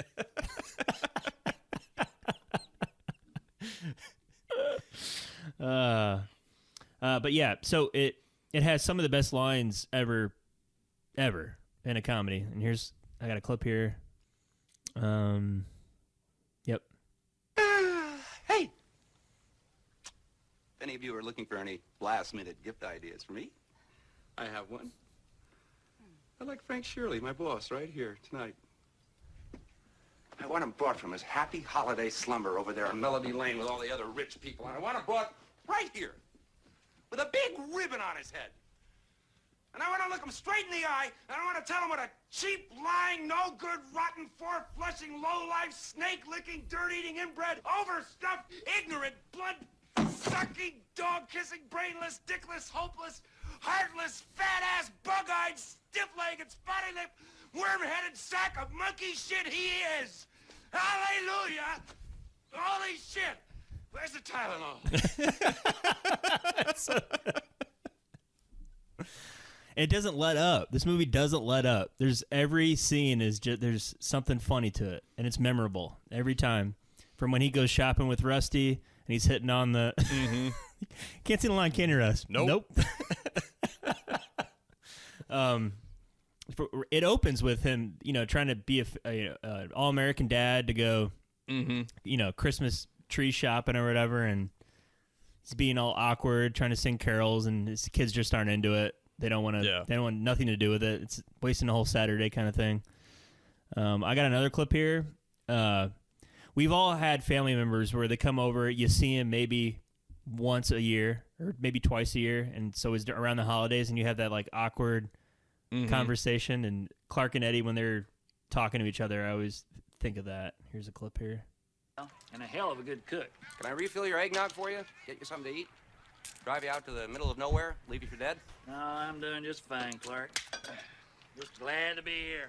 Yeah. So, when did you get the tenement on wheels? Oh, that's an RV. Yeah. I borrowed it off a buddy of mine. He took my house. I took the RV. It's a good-looking vehicle, ain't it? Yeah, it's so nice parked in the driveway. Yeah, it sure does.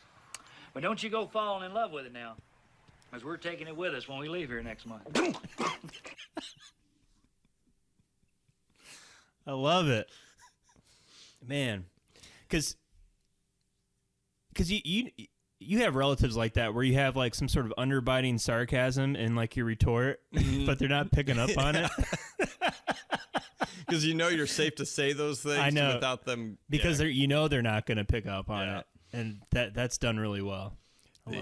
Very good. I like, and of course this is kind of like he has the idea of like the perfect Christmas vacation, which is a typical thing that Clark Griswold has in all the vacation movies, to where he always has like the best intentions and the best hopes. He thinks it's going to be this great thing, and then it just turns to shit.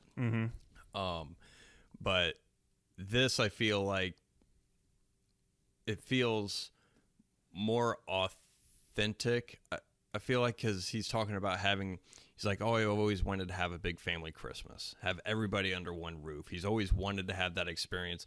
And I think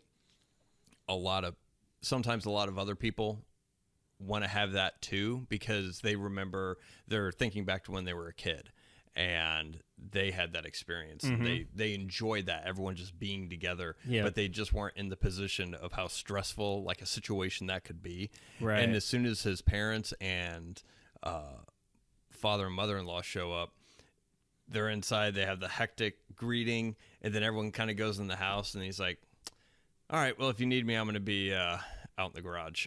Yeah. I'll be out immediately wants to escape it. Yeah. And I'll be out for the season. Understanding like, oh, what the hell did I just sign up for kind of a thing. And fix the new posts. He just breaks down. Yeah. And they showed that what you're talking about there when he goes up to the attic and he's reminiscent of all he goes and looks at the old film and stuff and kind of reminisces a little bit about it. Oh God, and Julie Louis-Dreyfus is in this movie too. She's great, dude. And again, they do such a good job of relating, like, not getting along with your neighbor. Yeah. I mean, my parents, my dad certainly didn't get along with one of his neighbors. Mm-hmm. Yeah, and my mom didn't get along with all of her neighbors too. I got a scene here. That's pretty good. Hey, Griswold, where do you think you're going to put a tree that big? Bend over and I'll show you. You've got a lot of nerve talking to me like that, Griswold. I wasn't talking to you.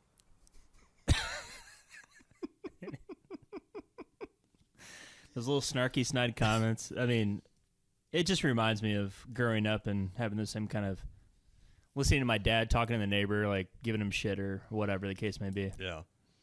And the neighbors are there's a couple of, I always think of my aunt and uncle when I see the neighbors, just because they're bougie a little bit. Yeah.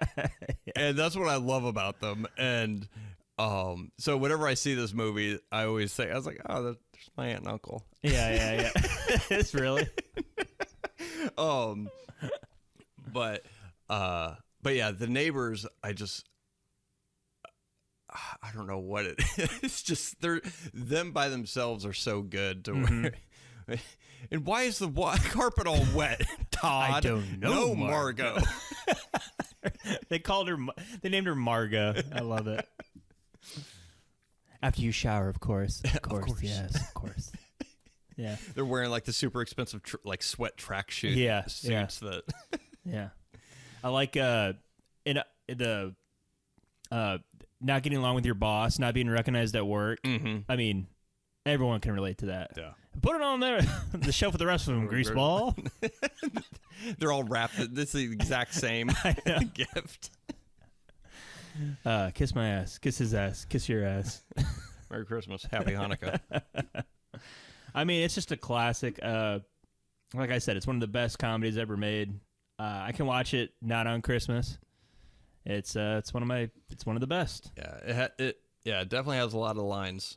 A lot of things get repeated. Yeah, I don't like when people say that it's not as good as Vacation. I disagree with that entirely. I think, and I don't know if it's just because, I mean, Christmas Vacation, I think, was the first one that I saw. Mm-hmm. And then it was this one I watched the second most was probably Vegas Vacation, because it was accessible. I think we had recorded it on tape, and I was just like, right, watch that. And then the original Vacation, then European Vacation. Yep.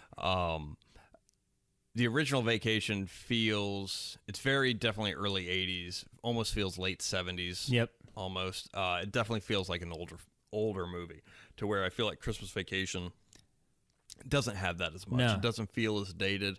It came out in 1989. Yeah. Whenever I think of it as an early 90s movie. I do too. Yep. And every scene hits. Every scene. There's not like a lull in it where the laughter is like every 3 or 4 minutes. There's a line or something where you're laughing. Vacation, it goes in spurts where you're laughing like that, and then like a half hour goes by and you haven't really laughed yet. Mm-hmm. And it has some really good lines and dialogue in it, but it's just not as funny as and I think movie. Probably because I feel like Christmas Vacation is a lot more relatable than the original Vacation. Yep. And just because I think, and what helps it is that it stays within the house. It's very centered and grounded, to where it's any kind of holiday. Anyone who's gathered at a house can relate to it in some way, whether you were the host or whether you were the visitor. Everyone, I feel like, has experienced that at some point or another, to where even the traveling vacation movie, you have some random stuff like, stopping at our cousin's on the way to the like, I really never had that, or just stop, like, I mean, of course they went across the country, but I mean, those super long road trips, I'm not sure, maybe I think that was more of a thing back in the 50s and 60s. I think you're right. To where when we were kids, it was more of, all right, let's get there. Yep. It's like you either drive straight through or Maybe you took a plane. You flew there or something. Yeah. To where you didn't have all these random stops, seeing all this different stuff. Yeah, it's true. Just because I feel like people had more time back then to be able to do detours and everything else. Right. Or they couldn't afford a plane ticket or whatever the case may be. Yep. Yeah. So, but yeah, I think this is definitely more relatable, and I think it helps. Again, being constrained to a single location. I mean, it was this and then work. Yeah. And then they had a trip to the mall. But and I think that's what kind of helped keep it snappy to where they had to come up with enough things to or go sledding and yeah. Yep. Later, dudes. Let her rip. Hang 10. Yeah, I love the scene where he finally gets the lights to go, and he's basking in his glory, and then Eddie's right there, and he can't believe it. Eddie, the whole time. I can relate to that. Yeah. Yeah, that's my number one. Christmas Vacation. My number one came out in 2003. Just kidding. It came out in 1946. Oh, boy. Yep, and It's a Wonderful Life. It's a great movie. Yep, starring James Stewart, Donna Reed. James Stewart. You can't do it, Mr. Potter. There's people home. Oh, this drafty old house. Oh, get out of here. Oh, Zuzu's pedals.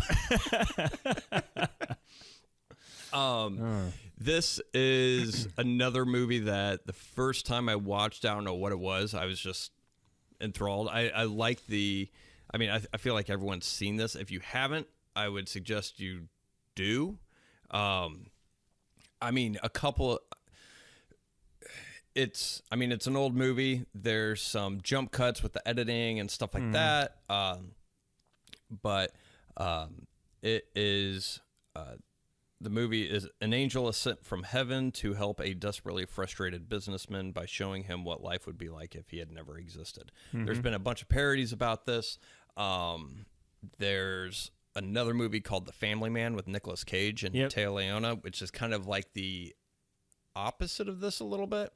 It shows him, in that movie, it shows him what his life could have been like. Yeah, if he took another job. Yeah. Yeah. So this movie, it kind of starts out from Clarence, the angel's perspective, and then these two other angels pretty much show show Clarence the angel George Bailey's life, and you kind of follow him along, and then the movie unfolds. But like the narrative components of showing that kind of Twilight Zone-esque, towards the end, to where this is what it would be like if you didn't exist, is great. It's really good. I think the acting's good. The writing is still, entertaining. Yeah. It's one of those, a lot of people watched it because they used to play it on TV a lot. Oh, yeah. I don't know if they still do. I never watched it when it was on TV. First time I watched it, I think I was in middle school, maybe 8th grade. Okay. And the first time I saw it, I thought it was really good. Mm-hmm. And then I think I asked for it for Christmas shortly after that. And then since I had the DVD, I'd watch it every year. Yeah. And Donna Reed is hot. She's a smoke show, isn't she? Yeah, she is. Ugh, good thing it wasn't in color. Which there is a colorized version of this. Don't watch it. I've never seen it. I've never seen it. You can look up on hideous clips of it on YouTube, and it looks god awful. Oh, does it? But well, you don't need to watch it in color though. No, you don't. It's fine. You watch it in black and white. Yeah. And I think what sets it apart though is Jimmy Stewart. He's such a fantastic actor. Yeah. He really is. Yep. And Donna Reed, and it's not old. There's like movies like His Girl Friday, to where there's a lot of quick dialogue. Like, you got to get it on the press thing. And then like everyone's just bickering back and forth really quick. Almost trying to say it just to get it done. Yeah. Yeah, And well, part of the reason they did that back then is to kind of get past censors so they could say something a little bit more risque because and then be able to get away with it. But because there was a lot of things that you couldn't even show in movies. And I think this movie was even flagged.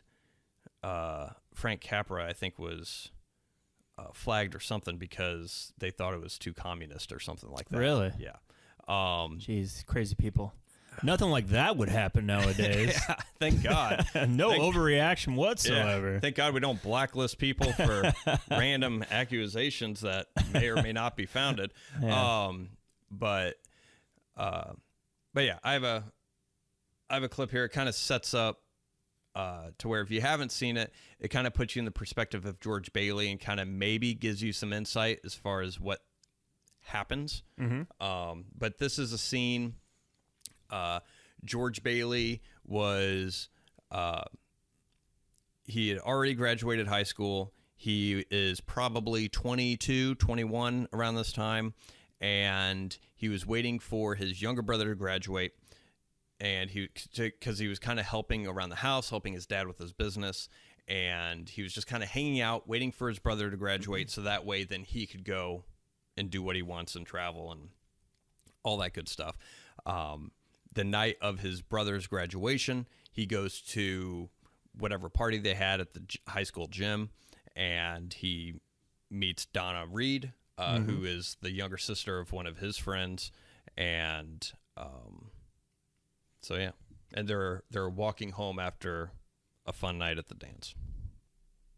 Down the street, down the street, down the street. Okay, then I'll throw a rock at the old Granville house. Oh, no, don't. I love that old house. No, you see, you make a wish and then try and break some glass in. You got to be a pretty good shot nowadays, too. Oh, Now, no, watch. George, don't. It's full of romance, that old place. I'd like to live in it. In that place? Mm-hmm. I wouldn't live in as a ghost. Now, watch. It's right in the second floor there, see?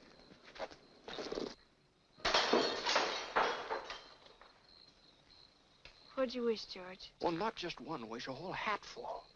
Mary, I know what I'm going to do tomorrow and the next day and next year and a year after that. I'm shaking the dust of this crummy little town off my feet, and I'm going to see the world. Italy, Greece, the Parthenon, the Colosseum. Then I'm coming back here and go to college and see what they know. And then I'm going to build things. I'm going to build airfields. I'm going to build skyscrapers 100 stories high. I'm going to build bridges a mile long. Well, you going to throw a rock?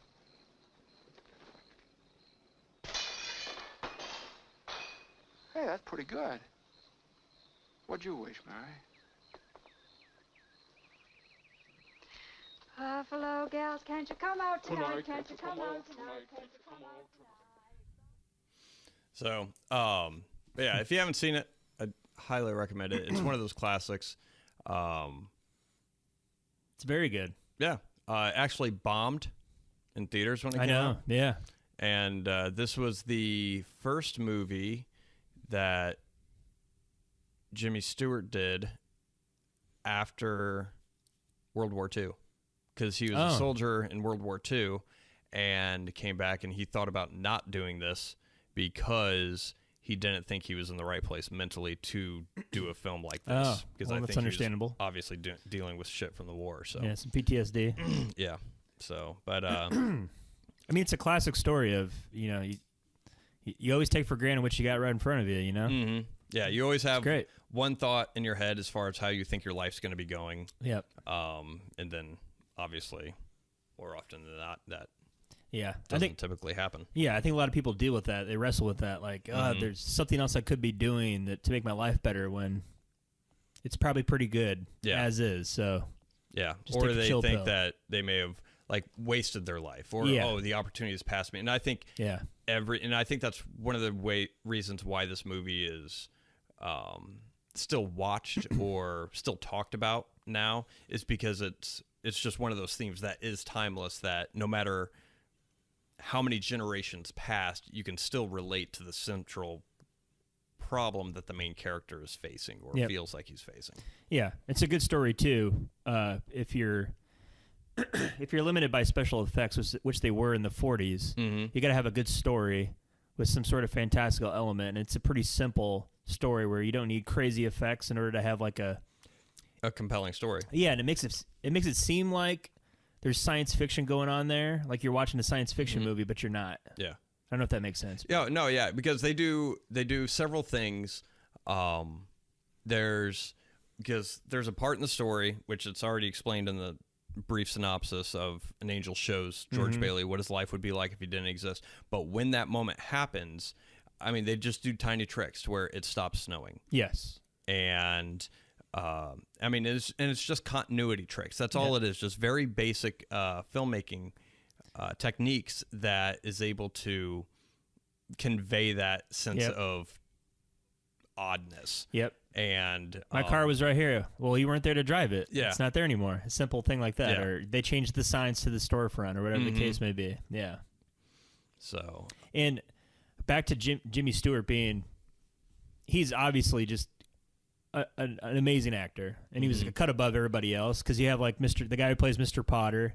He's still in that style of acting where it's kind of like in that that era of snappy dialogue and not a whole lot of range when it comes to emotion. Yeah. And James Stewart, he could act today, I think, and he would. Yeah, James Stewart was he was one of the first actors to have naturalism in his performance, to where, he was more natural in his delivery. He wasn't as vaudevillian or coming from like a theater or something like that, to where he wasn't overly expressive. He was more subdued and subtle in his delivery and his mannerisms and just the way he presented himself on camera. It comes through too when he realizes that he's lost all his money, and he has to go back to the house, and he's, he doesn't really say much, and he's kind of just looking at everybody, stewing, and very, very depressed and mad. It's good. So the only reason I say that is if you're afraid to watch like an old 1940s black and white movie, I'm telling you, he's awesome in it, and it's well worth it. And Donna Reed does a great job matching that style of delivery. Yeah. I mean, there's a couple of scenes to where it's kind of like, all right, pull it back a little bit. Yeah, but it's not distracting. But yeah, no, it's not. Not at all. Yeah. And I always watch this on New Year's Eve with my dad. Okay. Yeah. My parents were divorced growing up, so my mom would get me for Christmas. My dad would always get me for New Year's Eve, and this is the movie we would always watch. Okay. For whatever reason. So I never. So this is the movie you were talking. Is that you correlate more with New Year's Eve than Christmas for whatever reason? But it's clearly a Christmas movie, and I do watch it every Christmas because I like it too. It almost made the list because I do like it a lot. It's very good. So. Yeah. Little side trivia. I think they won a technical award for when they created snow in this. Really? And I think they used cornflakes. And because it was able to fall similar, it wasn't falling so heavy that it didn't look like snow, but it was falling in a way that the wind or the air would actually kind of levitate it, almost help it kind of float a little bit in a way. But yeah, it was cornflakes, and they won a technical award for special effects. No kidding. So I'm looking right now at the Oscars for that year. What won Best Picture? The Best Years of Our Lives. Yeah, which no one watches anymore. I'd never seen it. Another reason number 167 to not take stock into the Oscars, because they typically don't pick movies that are actually culturally significant. All right. Well, you did say it flopped, right? So yeah. What are you going to do? But I do think it was, I want to say it was nominated. It was. So for Best Picture, it was. Yep. Sure was. So was Jimmy Stewart for Best Actor, but he lost to Frederick March, who is the star in The Best Years of Our Lives. So apparently that movie... It was The Return of the King in 1950. Yeah. It was a sweep. It won everything. Yeah, it won 7 Oscars. Jeez, I've never seen it. So yeah. Yeah. I'll do a recap here. Yep. All right. 5-1. My number 5 was The Santa Claus. Number 4 was A Muppet Christmas Carol. 3, Elf. 2, Home Alone. And number 1, Christmas Vacation. Yeah, my number 5 was Elf. My number 4 is Bad Santa. Number 3, Love Actually. Number 2, Polar Express. And number 1, It's a Wonderful Life. Honorable mentions. Ooh. So I had a Bond movie almost making my top 5. You were telling me about this. On Her Majesty's Secret Service, the only George Lazenby Bond movie. I heard it's good, though. I like it. It's pretty close to the book, and actually it's very close to the book. There's not a lot of, I mean, they have some tech gadgets, but it's not like absurd technology gadget stuff. Yeah. But it takes place around Christmas and even has several Christmas songs in it. And that almost made the list. Like I said, Christmas Vacation, the Home Alone movies, the Santa Claus movies. Yep. Along with the Muppet Christmas Carol. But also, I mean, I think Kiss Kiss Bang Bang is probably the most Christmassy movie that Shane Black did. Yeah. Well, and we both love that movie. Yeah. It's and very good. But I wouldn't consider, because I think that was on my top 5. I think it was, yeah. But I still want to consider that a Christmas movie. I don't consider Die Hard a Christmas movie. Yeah, I don't Just either. because it takes place around Christmas. I mean, it's because when Christmas comes around, I don't like, you gotta watch Die Hard. I just got to watch Die Hard. No. Watch John McClane pick glass out of his feet. Yeah, no. Me too. So, yeah. Gremlins wasn't on there. Yeah. Didn't come close. Just because I don't, other people may associate that with Christmas. I never did. Yeah. Because of the Gremlins, I kind of associated it with Halloween. Because the first time I It's watched fair. it, I was a kid. It's fair. And I was like, oh, that's scary. It should be on Halloween. Kind Yeah. of a thing. Yeah. But Harry Potter movies. I always watch those during Christmas. Lord of the Rings and The Hobbit. So, Yeah. which Harry Yeah. Potter movies, yeah. If there was a holiday, I feel like the first Harry Potter movie feels like a Christmas movie. It does. Because of the Chris Columbus and John Williams score. Mm-hmm. And then the only other one that I feel like is a Christmas movie as well. I mean, a little bit of Chamber of Secrets, but the Deathly Hallows Part 1. I think they had a scene when they were at Godric's Hollow, and Hermione makes the wreath or whatever. She's like, Merry Christmas. But, Yeah. They do a good job in those movies of showing the changing of the seasons, too. So you get that feeling, especially around Christmas. Yeah, and like you're at the first one, they say, Happy Christmas. Yeah. And they, exchange gifts. Or Happy whatever. Christmas, Harry. Happy Christmas, Ron. Those damn Brits. Happy Christmas. What the hell Weirdos across the pond. You bunch of Nazis. You make a movie for us. You use our language and colloquialisms. That's right. You Just don't fuck speak around. American. No kidding. My God. How do you speak English? How do you fuck it up? It's impossible. Can't do anything with these people. But I had Home Alone 2, obviously. The Polar Express was very close. Everything you just said. How the Grinch Stole Christmas was close. Just because Jim Carrey's performance in it is very good. That's like the closest thing to a Dr. Seuss live action adaptation that I think worked. I thought The Cat in the Hat was really dumb and poorly made. And just doing live action Dr. Seuss is not a good idea. It's more animated. But of any story that could be live action, I thought How the Grinch Stole Christmas was good just because Jim Carrey just took it over. And I didn't put the Rankin Bass stop motion stuff on there because they're like TV series, but that's another thing that I watch pretty much every year. It's because it brings me back to being a kid. I like Rudolph the Red-Nosed Reindeer and Santa Claus is Coming to Town, all that stuff. I never watched those when I was a kid. Watched them all the time. I think I've seen clips of Rudolph the Red-Nosed Reindeer. Oh, really? If I watched it in elementary school, if a teacher played it or something, maybe then I've seen it. But my mom bought the box set of 4 VHSs. They had the with all the specials. Little Drummer Boy, Frosty, Santa Claus is Coming to Town, and then Rudolph the Red-Nosed Reindeer. So I would just go through them all. Yeah. I think the only thing I could think when I was younger, I mean, Home Alone I'd watch all year round. When I was a kid, but I was trying to think of things that I watched. I mean, I think it was probably Christmas Vacation, just because my dad ruled the TV. Oh, yeah. He loves that movie, so we'd watch that. Or, I didn't have A Christmas Story on here either.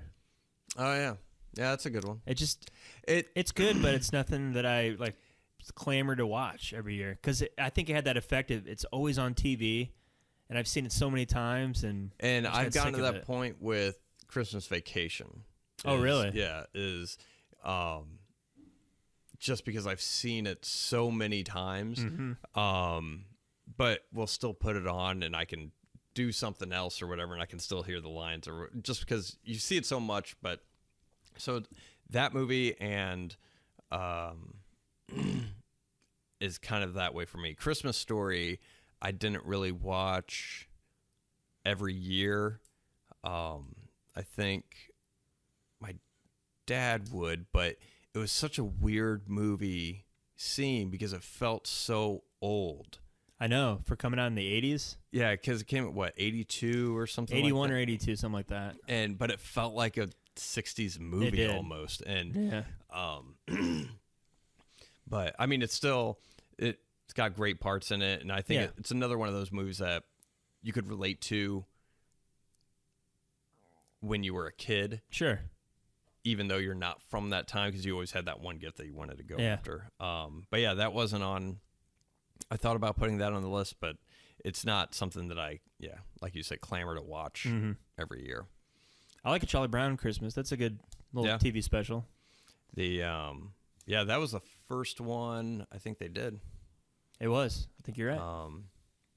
But yeah, the one I watched of the Charlie Brown specials was the Thanksgiving special, was the one I watched the most of. The Christmas one was probably the second most. But yeah, we have those and we watch. Yeah. We try and watch that. You know what? I watched, remember Look Who's Talking? They made a third one with dogs. I used to watch, it's a Christmas one. It revolves around Christmas. I watched that one a lot. I don't know why, but as a kid. Yeah, I was disappointed with that movie because I love the first two. Yeah. And because it was just the dogs talking and not the kids. And I was like, yeah. I thought it was funny as a kid. Yeah. But it doesn't age very well. Definitely not. But yeah, I mean, Just Friends. Yeah, that's no one. Christmas. I thought about that just because I liked the way they did the relationship between the two brothers. The two brothers. Because I remember the first time I saw that, I was like, they really nailed that relationship. Yeah. I immediately saw my brother and just us going at it. I was like, yeah, that is 100% real. So whoever wrote those interactions definitely knew what they were talking about. Yep. But yeah, I mean, there's so many Christmas movies that. Yeah, it's impossible. Yeah. Every year. Are you going to watch the new Christmas Story sequel? I haven't seen that one yet. What is that coming out on? I think it's out on Hulu. Hulu? I could be wrong. I mean, maybe. I know. And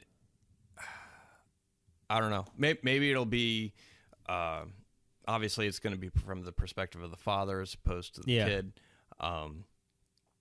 I think it's the second sequel. That's right. Yep. Because they did. I didn't even know they had. It's on HBO Max. It was on. Was it Daniel Stern? I think was in A Christmas Story Part 2 or something like that. I'm looking at it. I'm trying to find it. Yeah, Daniel Stern came out in 2012. 2012. Daniel Stern and that's it. And that's it.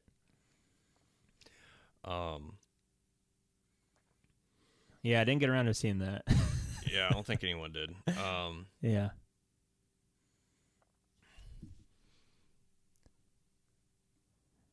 But yeah, I mean, it's every year. There's I like Four Christmases with Vince Vaughn, and it's kind of funny. Jon Favreau's in it too, and Robert Duvall. But nothing that's like classic. Screams classic. Yeah, there's one movie I want to watch, Klaus. That's very good. I've heard good things about that, and I like animation, so I think that'll probably be a new Christmas movie I watch this year. The animation style on that's on point. Yeah, it's very good. And J.K. Simmons is the voice of Klaus, and Jason Schwartzman does the voice of the postal worker. Mm-hmm. Yeah, he's good in it. And I want to say Rashida Jones is the voice of the main girl in the movie, the love interest in the movie. Got So that'll probably be a new Christmas movie I watch. But yeah, it's very few and far between as far as Christmas movies coming out that could be considered a classic. And I think Klaus popped up on there to where they said that would it has the makings of being a classic. For sure. So I'm interested to see that. But Miracle on 34th Street, yeah, I think I've seen maybe once in school or something, but I don't remember it. I know they did a couple of them. There was a movie with Ethan Embry. I'm looking it up right now, where his parents get divorced and they're trying to bring them back together. It was like, All I Want for Christmas, 1991. So Ethan Embry has like him and his sister, Thora Birch. Mm-hmm. She's in it, and her parents get divorced, and they're trying to scheme to get their parents back together, and it's centered around Christmas. That's another one I used to watch all the time as a kid. I haven't seen it in a long time, but Nicole had a roommate in Chicago. She would watch this, like even when it wasn't Christmas. It's like, why are you watching this? I can't think of anything else right now that I used to watch growing up. Yeah,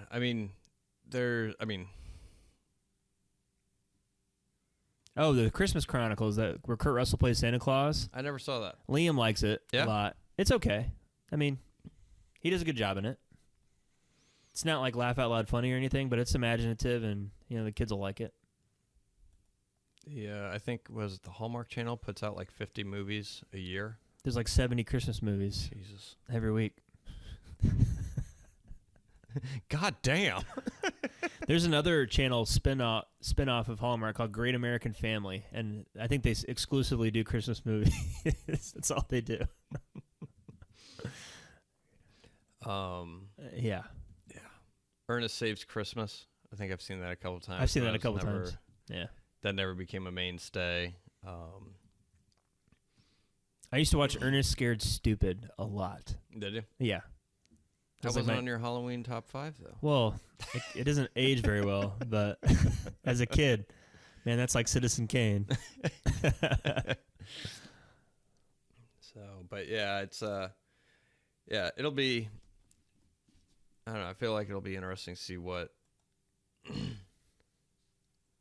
Christmas movies in the future will become classics or that people tend to go to, because Elf, I feel like, was a surprise. For sure. And I remember when Polar Express came out, and it kind of bombed because I think it only made like 130 domestic, and it was like a $200 million production budget. First movie to do motion capture. Everyone, even the critics, didn't really like it all that much. Roger Ebert gave it 4 stars, and he said, "This is going to be a Christmas classic. There's no doubt." Yeah, he was right on. Yeah. But yeah, it'll be interesting. I want to see Klaus, because I think that was the only thing that's come out in recent. Yeah, you'll like it. You'll like it. It's good. Even Joanna. Yeah, she'll like it. Definitely. So, yeah, cool, man.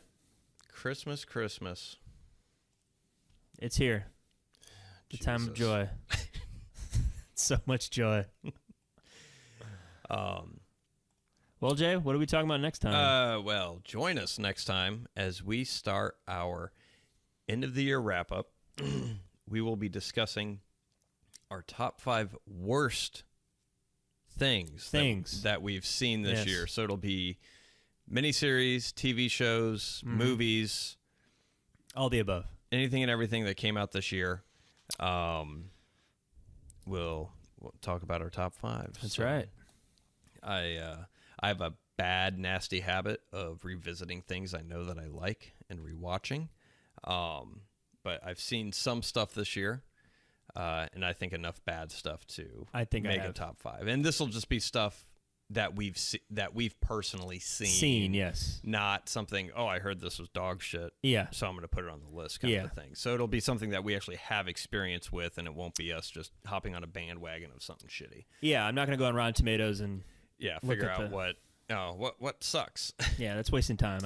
I don't care. So, but yeah, we'll be doing that next time. That's right. So join us for that.